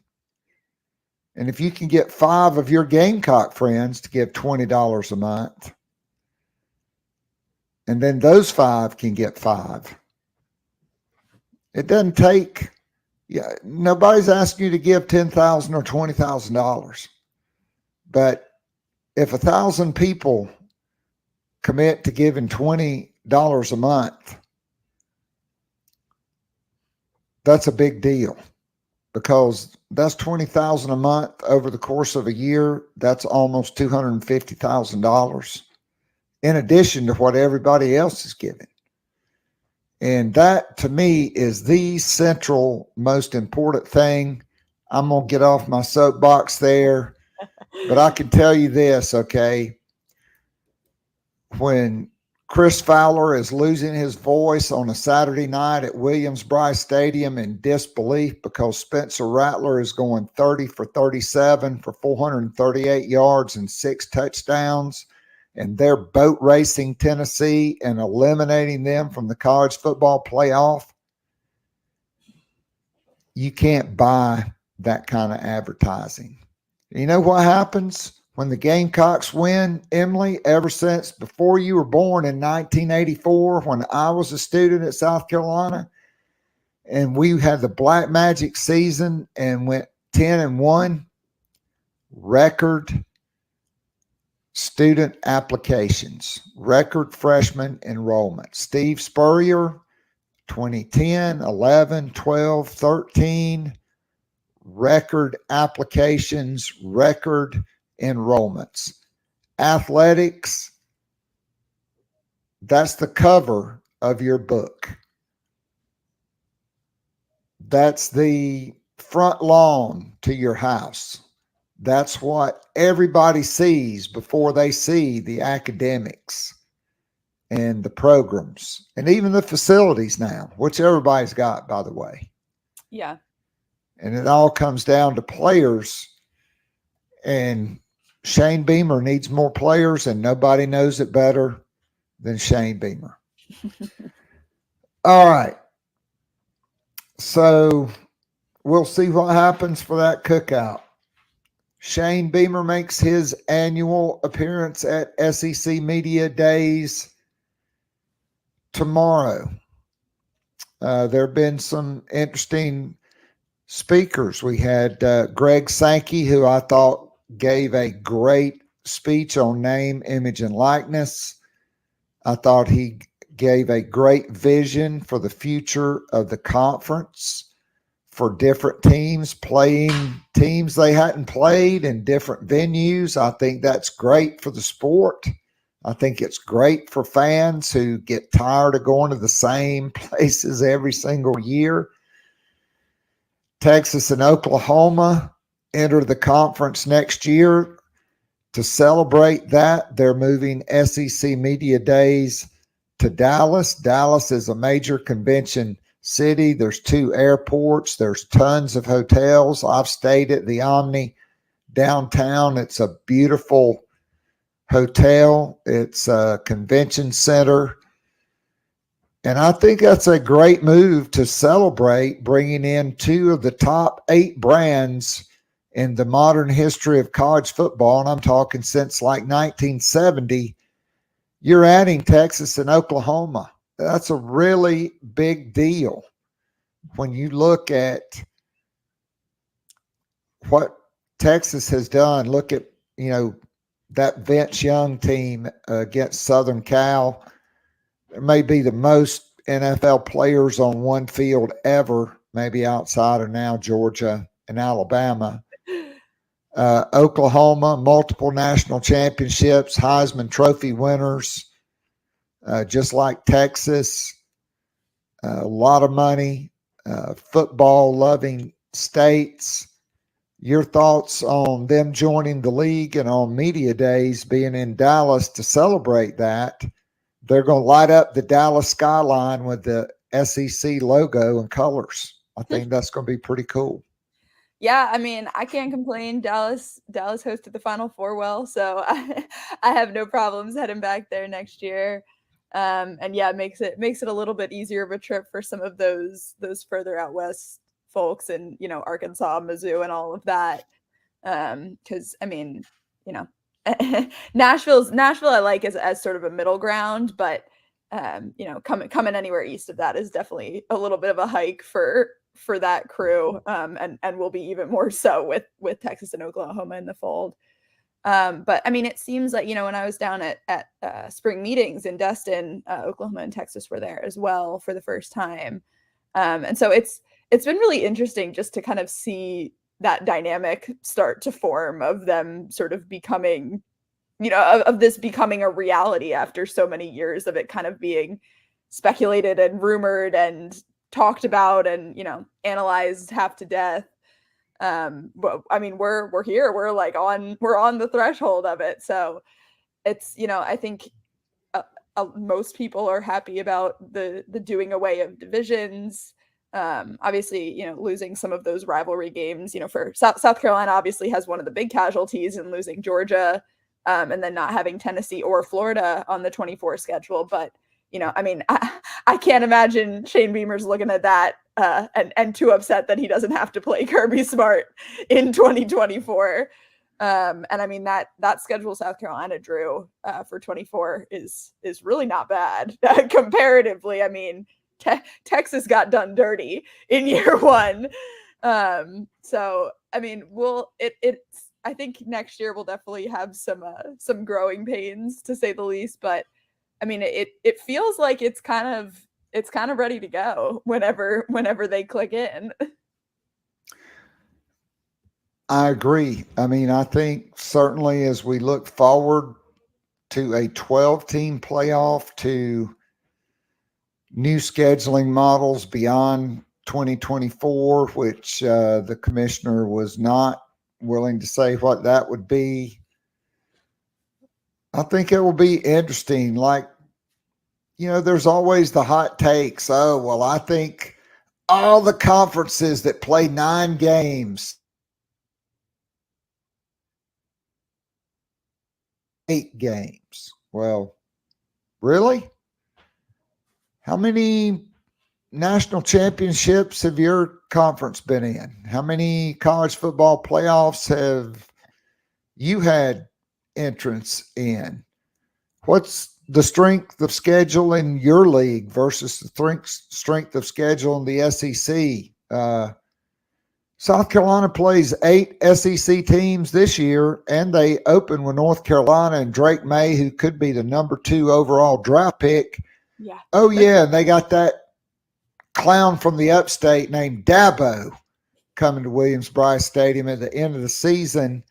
Clemson, they won a couple of national championships recently. They hired Garrett Riley. I mean, all schedules are not created equal. All conferences are not created equal, okay? When you get Duke, Wake Forest, Louisville, Georgia Tech, Virginia Tech, and Boston College right now on your schedule, I don't give a crap if you play 13 conference games. It's not the same as playing a legitimate SEC slate when you're looking at Alabama, LSU, Georgia, Florida, Texas A&M, Tennessee, South Carolina, Ole Miss, etc. And now Texas and Oklahoma as well. So what are your thoughts on those national writers with their hot takes, like Nicole Auerbach ripping the SEC for potentially staying at 8 games? Yeah, I mean, I'll say I would be shocked if they're not at 9 games by like 25, 26. I think that's the way everything's trending. I think enough of the coaches would like to see it go to 9 games. I think having 3 permanent opponents is an easier scheduling model, just, from the conference's perspective, and also from, the television perspective, just sort of having those 3 locked in every year.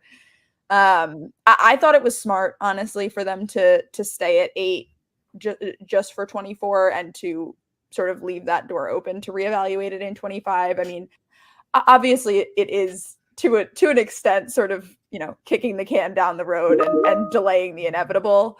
But, I don't think it's a bad idea to give it a year of transition before you set permanent opponents, and give it a year of transition before you, to see kind of what the playoff is looking for. That was something big that a lot of them talked about at spring meetings was, coaches didn't feel like they had enough information from the playoff perspective in order to make a decision on whether 8 or 9 games was going to be the most beneficial. So I think, keeping the status quo for a year as sort of an experiment was not the worst thing they could have done. They could have just gone to 9. They're almost certainly going to go to 9 at some point in the next couple of years, but I don't think it's as horrible as it sort of was looking like from a bird's eye view. All right, so I used to think just like you, it was inevitable. However, the SEC did sign that new TV deal with Disney, ABC, ESPN, and that was for 8 games a year. And ESPN's kind of hemorrhaging right now. And if I'm the SEC, if you want 9 conference games, you better be willing to amend that deal for a lot more cash money than currently exists. Yeah. And there's also this guy named Nick Saban who was a proponent of 9 games, who now appears to no longer be a proponent of 9 games. And so I like the current model. Give us 1-7, and then you play a mandatory Power 5 opponent. And that gives you 9 Power 5 opponents. For South Carolina, they're playing Clemson. Yeah. In 2025, they're playing Virginia Tech and Clemson. A lot of other schools have scheduled big time out of conference matchups. And I think that really penalizes them. Because now if you play 9 conference games, and then you play Virginia Tech and Clemson, if you're South Carolina, or if you play in, let's say, I don't know, Southern Cal and Michigan, if you're Alabama.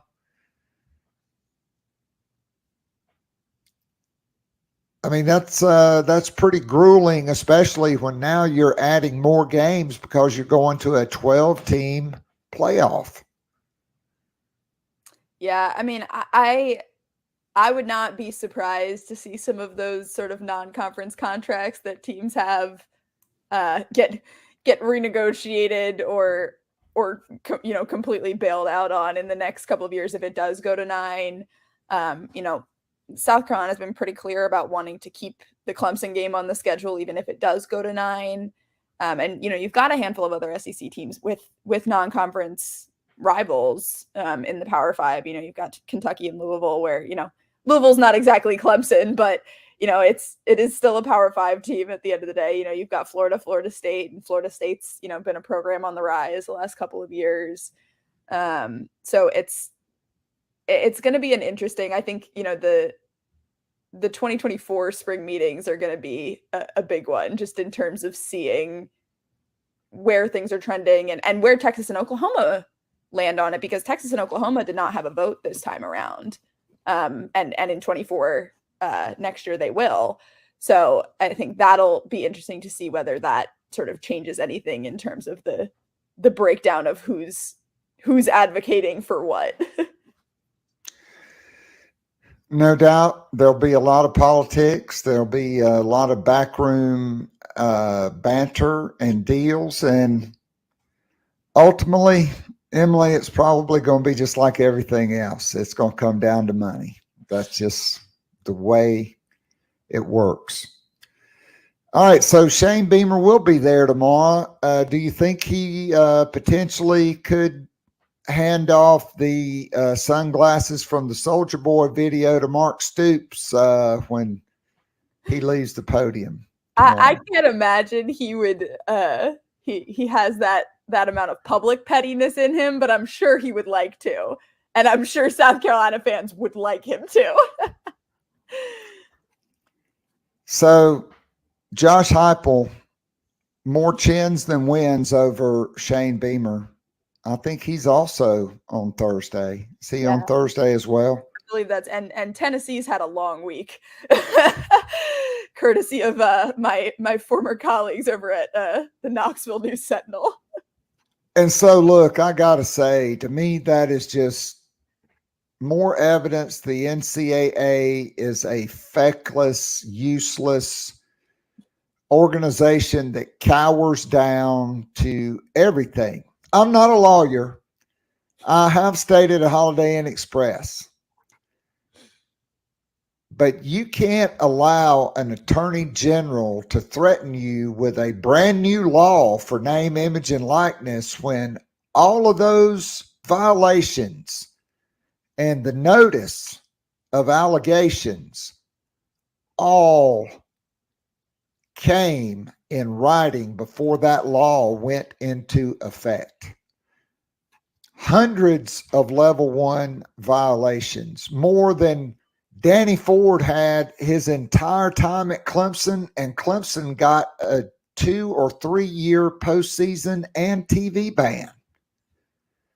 Okay, and all they got is an $8 million fine, which Jimmy Haslam can write that check out of his miscellaneous funds accounts, or, you know, the $80 million a year or $100 million a year Tennessee's going to get from this new TV deal. I mean, that is $8 million seems like a lot of money, but that's really laughable in the SEC. I mean, that's chicken feed. No pun intended.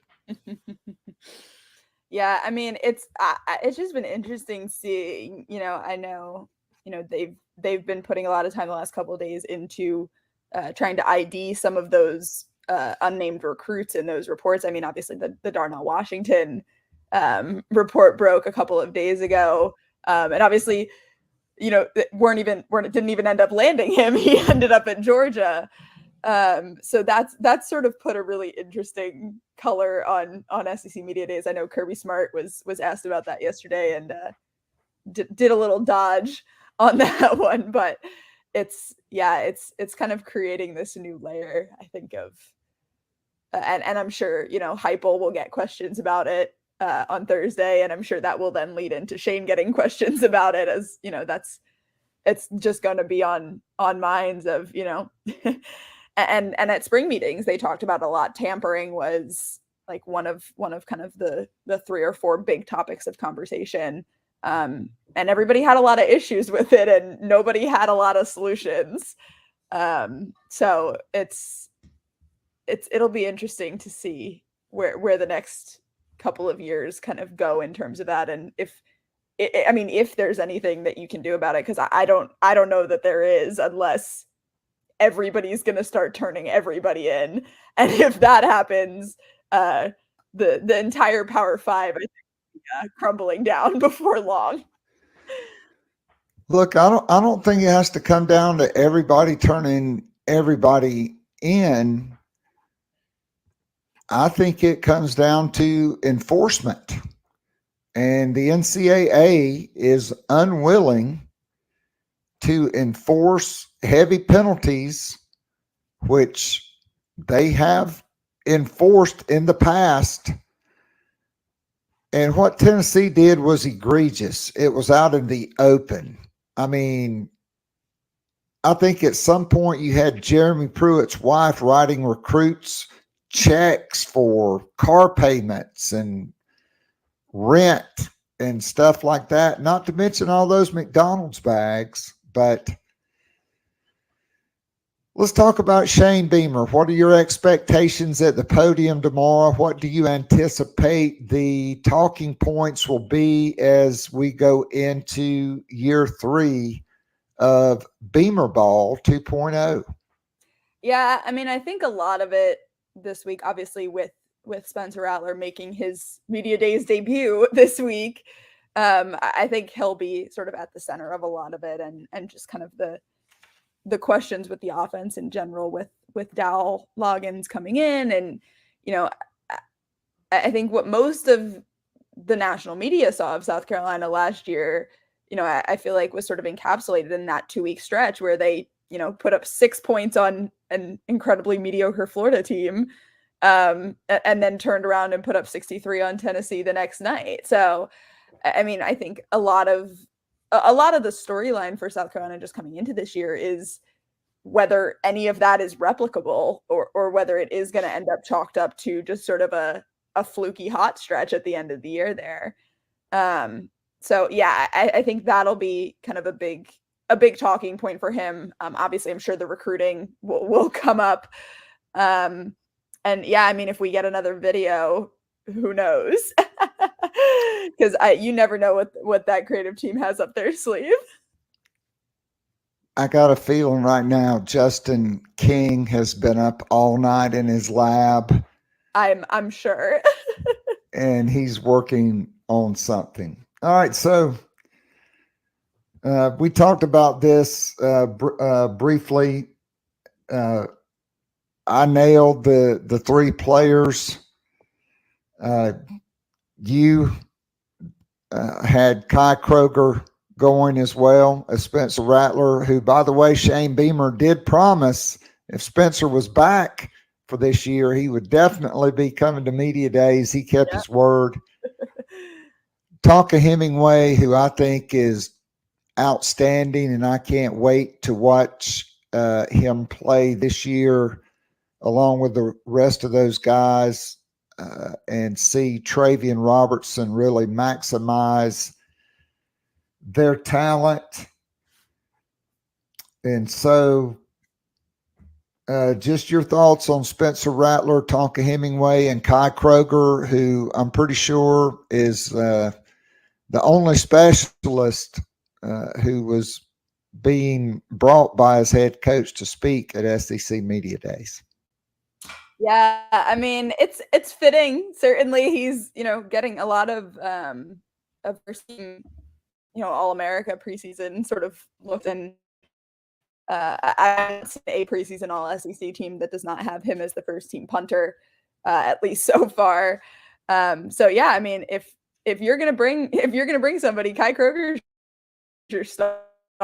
I mean, as unusual as that is, you know, he's got, you know, 4 career touchdowns now. He's, you know, 100% passer rating. He's, you know, doing better than a lot of the quarterbacks who are going to be in that room. So yeah, I mean, I think it's a good group to bring. I think that trio are good, you know, kind of, it gives you a well-rounded representative of what the program will look like this year.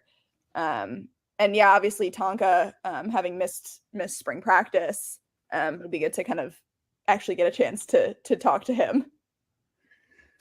Tonka Hemingway, he's from a football family. I don't know if you realize this, but he won a national high school award as the top scholastic student athlete in the country because not only of his GPA, but he was a star at football, basketball, and baseball.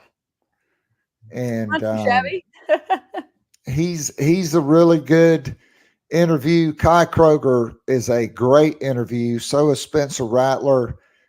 I'm kind of interested to see the question Spencer Rattler gets and how much shade he's willing to throw on. We just call him Captain Dumbass on this podcast. We did not refer to his name, so please don't say it. But the previous guy, I personally think Spencer Rattler is going to have a huge year. I ranked him number 3 in my SEC quarterback rankings, unlike my good friend Michael W. Bratton from that SEC podcast. I think cousin Shane butthurt over Rattler throwing 6 touchdown passes and counting them off probably played a role in that.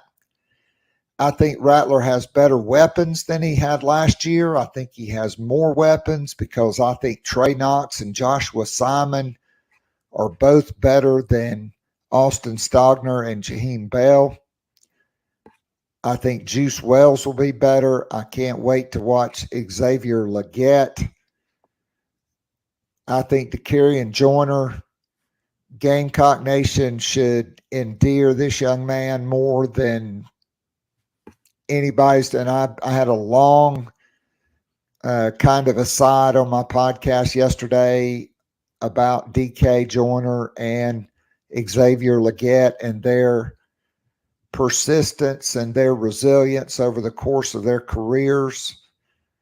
DK's almost 230 pounds right now. I think he'll play between 220 and 225. He'll never hold all of that. But yeah, my question, Emily, is you had so much success running him against Tennessee. Why didn't you run him more against Clemson? Why didn't you run him more in the bowl game? Well, now he is going to be running because he's probably going to be the starting running back. Yeah. Yeah, it's going to be it's interesting the sort of differences in the offense this year, because obviously you have Rattler coming back, who's sort of expected to be the guy he was at the end of the year rather than the guy he was at the beginning of the year. And yeah, I mean, he has a much stronger tight end room, in my opinion. Overall, he has, an extremely senior receiver core. A lot of those guys are 5th years, Amarian Brown, Xavier Leggett. Eddie Lewis too. Let's not forget him. Yeah. I mean, he has weapons for days there. And I mean, even, who knows how much we'll actually see him, but you've got a guy by the name of Nick Harbor who's on the roster too and could make some appearances there at receiver. But then you have sort of that giant question mark in the run game still, as much as DK has been sort of a jack of all trades, being the starting running back when you have not ever truly played running back, opening the season against North Carolina and then going right into SEC play is not a particularly easy introduction to the position.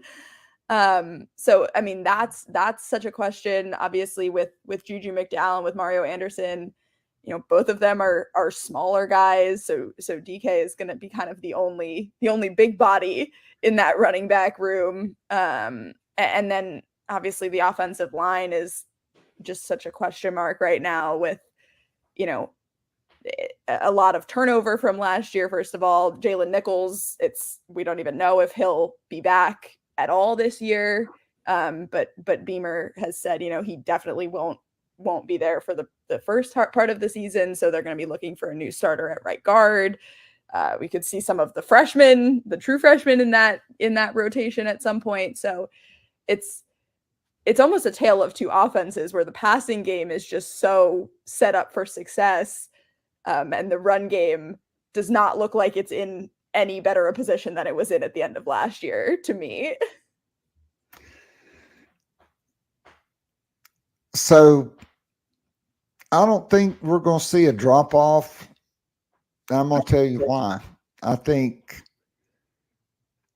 when you look at Ja'Kai Moore, he is a left tackle. He was one of their 5 best, so they moved him in. It's unfortunate what happened to Jalen Nichols. But quite frankly, if Jalen Nichols hadn't have been, well, I'm not going to get into that.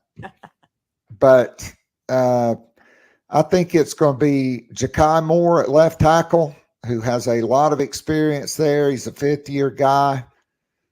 At left guard, you have the captain of Yale 149, Nick Gargiulo, who has gained over 15 pounds of muscle. Vershawn Lee at center, a guy that's played since he was a true freshman. Trey Jones, a guy who has played a lot and is probably maybe the most athletic offensive lineman on the team. I mean, when he came down in summer camp before his senior year, he ran sub 4.7 in the 40. We did see him catch a touchdown pass against Auburn in that game. That was a lot of fun 2 years ago. And then Tyshawn Wanamaker, who has started a bunch at right tackle. And I think the two transfer offensive linemen, Nye Manziel, I continue to hear great things about him at guard, and Jackson Hughes started 19 games at Charlotte, 12 at left tackle. I think that gives you 7 guys, and then I do think Marquis Anderson will play, and I would not count out Trevon Baugh as well. And so that's 9 guys. And I also think, because Dowell Loggins understands college football is not the National Football League, playing offensive line is not going to be like being in calculus class this year. I think it's going to be like being in 3rd grade math. And that's going to make it a lot easier to play offensive line. So that's just my take. Maybe I'm a homer, but there's a bunch of guys that have played a lot of football. All right, so I know you voted. Let's talk about divisions. This is the last year of divisions, East and West. Next year, South Carolina basically plays an SEC West Big 12 schedule in the SEC. A lot of people are upset about that. Not me. I don't mind not playing Georgia, and I don't mind not playing Tennessee, although if we do beat them again this year, I wouldn't mind them agreeing to play as a non-conference game. How do you see the Gamecocks in the pecking order in the East? I'm assuming you've got Georgia and Tennessee 1 and 2 like most everybody else will have. That's correct. I went back and forth a lot on whether I wanted them 3rd or 4th in the East. I did end up settling on having them 4th behind Kentucky. I really liked Devin Leary. I thought that was a good pickup for them. And I'm a big believer in a lot of their young skill position guys. You know, Berrien Brown was a kid I saw a little bit in high school when I was covering high schools in Knoxville. And I mean, obviously he stood out as a true freshman last year. And I think, you know, he has the potential to develop into a real star for them. So yeah, I like Kentucky this year. But I think, you know, that 3-4 spot, I could have gone either way for me. Gamecocks beat Kentucky on the road. They come to Williams-Brice Stadium this year, November the 18th. I'll be there. Addison will be there. Very excited about that. That's not a bad one to come to either. That's a good hopefully you'll get a good game out of that. Yeah, I mean the last time Bryce, Kentucky gave South Carolina every chance to win that game, and they just couldn't take it because Captain Dumbass had no clue what to do other than one drive. All right, so tell me how many Gamecocks you got on your all SEC teams. Mine's pretty standard. I've got 2. We only picked a first team. But I've got Juice obviously is one of my receivers. And then of course Kai Kruger is the first team punter. I think that's going to end up being a consensus selection, it seems like, across the various preseason LSEC polls. Good stuff. So, hey, I got more football questions, but I'd really like to spend a few minutes on women's basketball. Do you still have a few minutes? Yes, sir. I can hang out for a couple more. All right. So the freshies are gone. Aaliyah Boston Thriving. thriving in the W. And one of her own teammates' mothers is throwing shade on her on social media. But what else should you expect from anybody that played for Kim Mulkey other than, I mean, it's summer vacation, no class. That's a Fat Albert joke. That was a cartoon when I was growing up.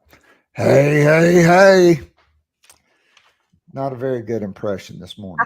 All right, so Camila Cardoso and Raven Johnson squared off in the FIBA event. The America's Cup, Brazil wins the gold medal. Yeah. And Camila Cardoso is MVP. Is this the springboard for her to potentially be in the conversation, not only for SEC Player of the Year, but as a National Player of the Year candidate? Yeah, I mean, it would not surprise me at all. I mean, she will almost certainly be, I think, in the All-American conversation. And especially because I think in a lot of ways she's going to end up being sort of a centerpiece for that team this year. I think obviously some of the guards are going to kind of be the highlights, but I think, you know, in terms of the post, it's all Camilla. You know, it's all, I think a lot of it is going to fall on her shoulders, and a lot of the pressure that Aaliyah took off of her is going to become her problem now. And so, I mean, I'm optimistic about her ability to handle that. I mean, I think by the end of the season, we saw her get there, and really, you know, I think that UConn game was a big turning point for her, just in terms of building confidence and, you know, getting through. Obviously, she was in foul trouble a lot in that game, and still, you know, fouled out, I think, with a couple minutes left in overtime. Or a couple minutes left in the very end of the game there. So, I mean, she just made such a jump last year, and I think she's ready to sort of take on the heavier mental load that I think Aaliyah carried a lot of for her last year, to kind of get her into the physical position she needed to be in. All right, so what about Raven Johnson? I thought she stepped up in the biggest games. She did not take very kindly to Caitlin Clark waving her off in the national semifinals, and proceeded to, I think, hit 3 threes in the second half. Kept Carolina in it. I've watched her film. I've watched her play this summer. I think we're going to see the Raven Johnson that Dawn Staley talked about coming out of high school. I think she's past the injury. I think she's tweaked her jump shot. The form is there. The passing ability is there. I can't wait to watch her play this year. Yeah, I mean, and I think Raven is another one who I feel like Camilla, really kind of, you could see it click towards the end of the year. You know, you could see that confidence build in her, and just you could see her getting more comfortable in herself, you know, going head to head with opponents. I mean, just with taking shots even, you know, and like you saw in that Iowa game. I mean, I think especially in the beginning of the year, which is why she ultimately lost that starting job to Kira Fletcher, I think, just because she was so hesitant coming back on that knee, but also mentally, I think she was hesitant, having missed that whole first year and not coming in with the experience that she, you know, had hoped to have by this point. But I think that's, yeah, I mean, that is long gone, I think, for her now. And I think if Camilla is is a centerpiece of, especially of, the offense, I think that complements Raven great, because they obviously have had a really strong connection. Dawn liked playing them off the bench as a pair, rotating them in together. They've known each other for a very long time, been friends for a very long time. So I think that's a great, to build around those two is not a bad position to have your rebuild in. So Chloe Kitts putting up big numbers. Yeah, she's looked great. She has looked great for Team USA. I mean, look, she should be a college freshman this coming fall, right? Like, she entered in January. You can tell she's been in the weight room. Yeah. Molly Benetti does a phenomenal job. She's stronger. She's fearless. She can shoot it from anywhere. I think rebounding, going back up, being more physical, I think is coming easier for her now because of the added strength. And so I'm excited about that. And then she has a pretty good teammate straight across I-20 from Columbia there, Joyce Edwards. I think one of the announcers slipped up and said, Joyce Edwards, she'll be playing for Dawn Staley next year. Yeah, I mean, I would be shocked if Dawn lets a in-state #1 recruit leave the state.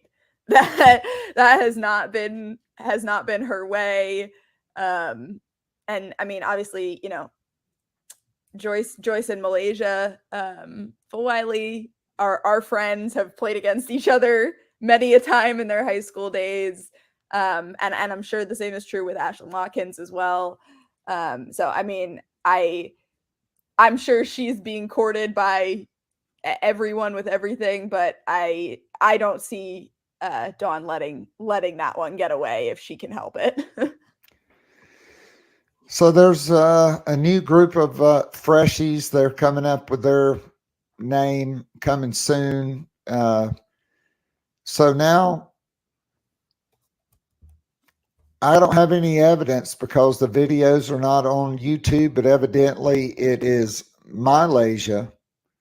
Everybody calls her Lay, so we're going to call her Lay. I've been calling her Malaysia, but it's Malaysia Fulwiley. I think she's a generational talent. She's a walking bucket getter. She's cocky. She's confident. She's playing for the right coach that will reel her in, and she'll find herself on the bench in a hurry if she gets outside of the team concept.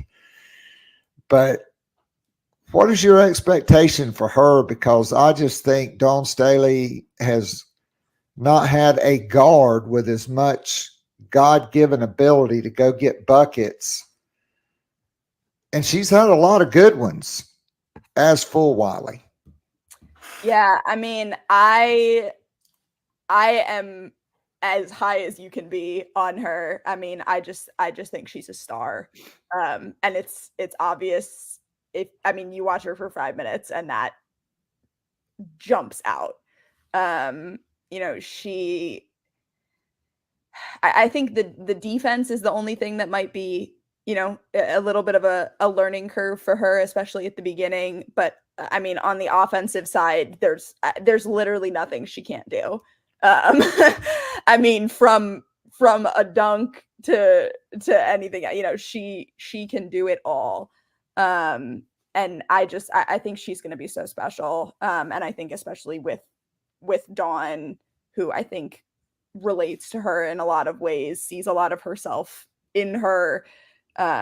Obviously, I don't see her playing a ton of point guard this year, with Raven and obviously with Tahina Pow as well coming in. But I mean, her and Raven in a lineup together is scary business. And we saw Dawn play around a lot with those 2-point guard lineups last year. And having that trio of Raven, of Tahina, and of Lei, I think is very, very scary for any team without a lot of speed. And I would say, hey, fams, I know you're not sleeping on Tessa Johnson. I'm not. She's silky smooth. She's 5'10". She can get her shot from all three levels. Her talent is phenomenal. And so give me your opening day starting five. So my current prediction obviously starts with Camilla and Raven. I think those are the obvious ones. And then my other pretty locked in pick is Bree Hall. I mean, she looked like the heir apparent to Brie Beal last year. She was the most consistent 3-point shooter. I thought she had a great year last year. I think she's earned that spot. And I think she's the best returning defender that they have in a 1v1 perspective. And that's where I think the drop off is going to be in terms of the defense, especially at the beginning of the year. So I think Bree Hall will sort of be the stabilizing factor in that way, in the way that I think Brie Beal was a lot of the time, as just sort of that consistent presence. I think Bree Hall has that same sort of vibe in her. And then the other two are where I think it gets a little bit murky for me. Right now, I think, day one in Paris, I think it's Tahina starting, although I would not be surprised at all to see Fulwiley kind of step into that, or to see them really split minutes, similar to how Raven and Kiera did last year. I just think that's a really fun dynamic pairing at the 2 guard. And I think both of them have the ability to kind of flex between the point guard and the 2 guard spots. And then the other forward, I think, is the really big question mark. I know we've talked about this before. Right now, I'm saying it's Ashlyn Watkins, but I'm not 100% confident in that. If you asked me to put money on it, I wouldn't.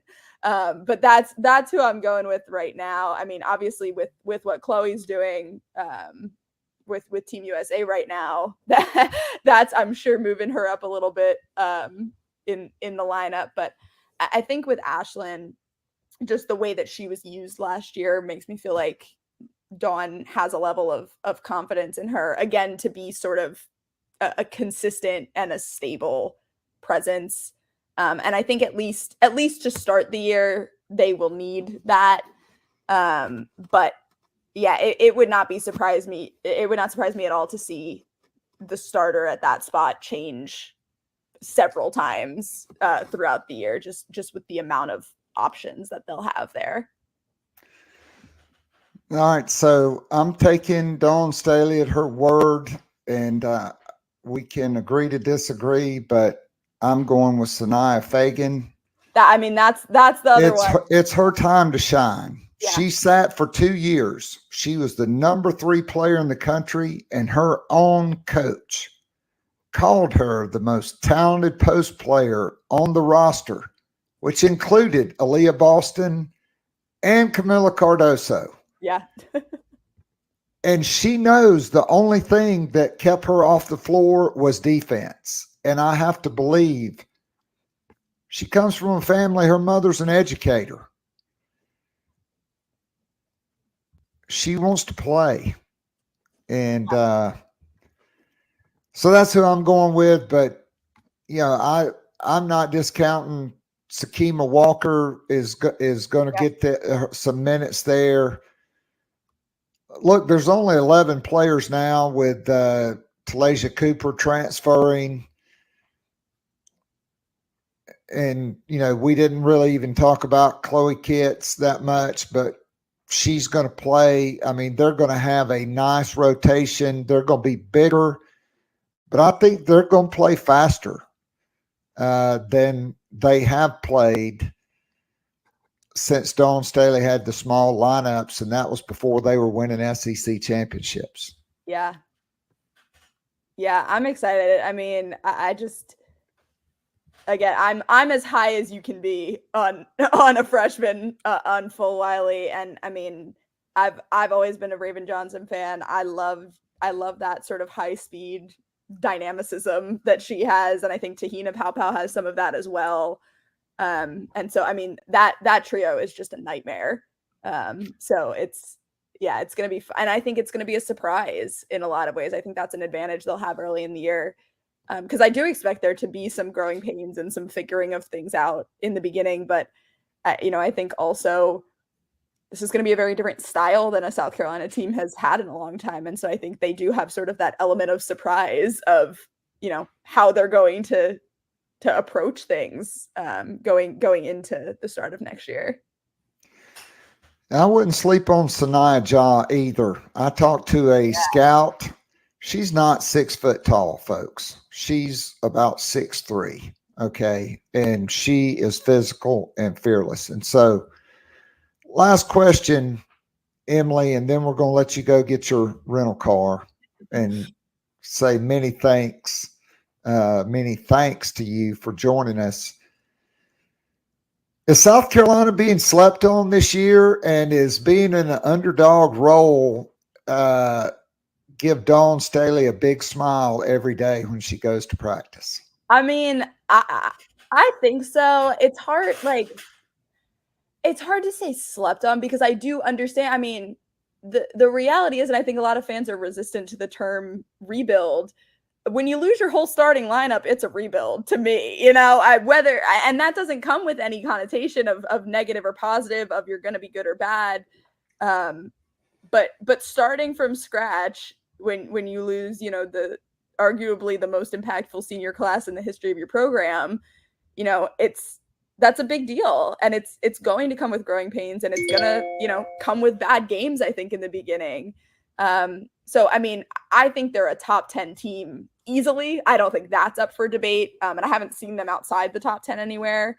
And they're knocking on the door of, I think, that top 5, but I understand sort of the impulse to want them to prove it first, to want to sort of see it in action before putting them truly in that mix. But I cannot imagine they are not getting every bit of whiteboard material they can out of that while they can, because I don't see it being that way for long. But yeah, I mean, especially coming off of last year when it was just pressure all the time, I think this is a much healthier position for a young group to be in coming into the year. I agree. I think they welcome that, and I think that's something to be able to thrive in. And the last time South Carolina was ranked as low as they are now to start a season was 2019, and I think we know how that went pretty well. Pretty well. Emily, thank you so much as always. I hope we can circle back and talk more Gamecock football and recruiting, and always basketball with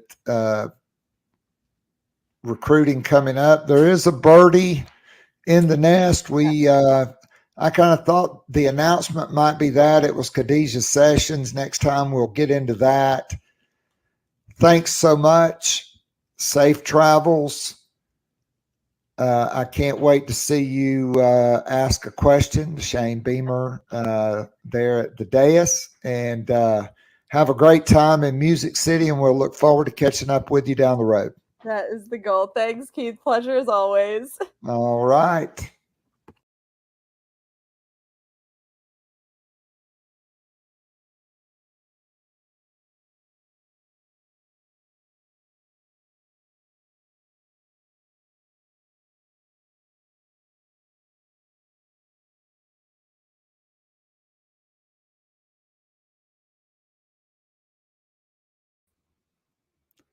There we go. Sorry, I think I was muted. Special thanks to Emily. What a supersized show today. I think the term for Dawn Staley and her program is they don't rebuild, they reload.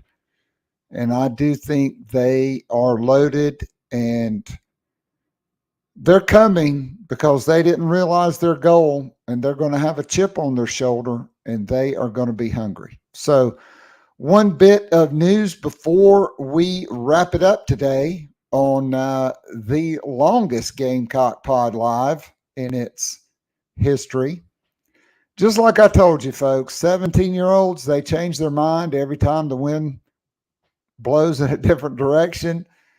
According to Gamecock Digest at Sports Illustrated, Jalewis Solomon will, in fact, still make a visit next weekend to Columbia before his decision. So see there, the sky is not falling after all. And with that, that's going to be a wrap. We will be back with the Garnet and Black Town Hall tonight at 7 o'clock. You don't want to miss that. It's one of the favorite parts of my week. I get to see 50, 70, 80, up to 100 of my favorite Gamecocks and friends, and it's very interactive, and we chop it up for about an hour, and then we go to overtime where it's not recorded, and we have a lot of fun there too, and a lot of gossip and scoop and names get dropped. So tune in tonight for the Garnet and Black Town Hall. Hey, you can sign up at no cost for a 7-day trial VIP membership. And you can join us tonight on the Garnet and Black Town Hall. So for special thanks for Jamie Bradford and my good friend Emily Adams, this is Keith Alsep saying, God bless, go Gamecocks, and God bless our troops. Until next time, I'm out of here.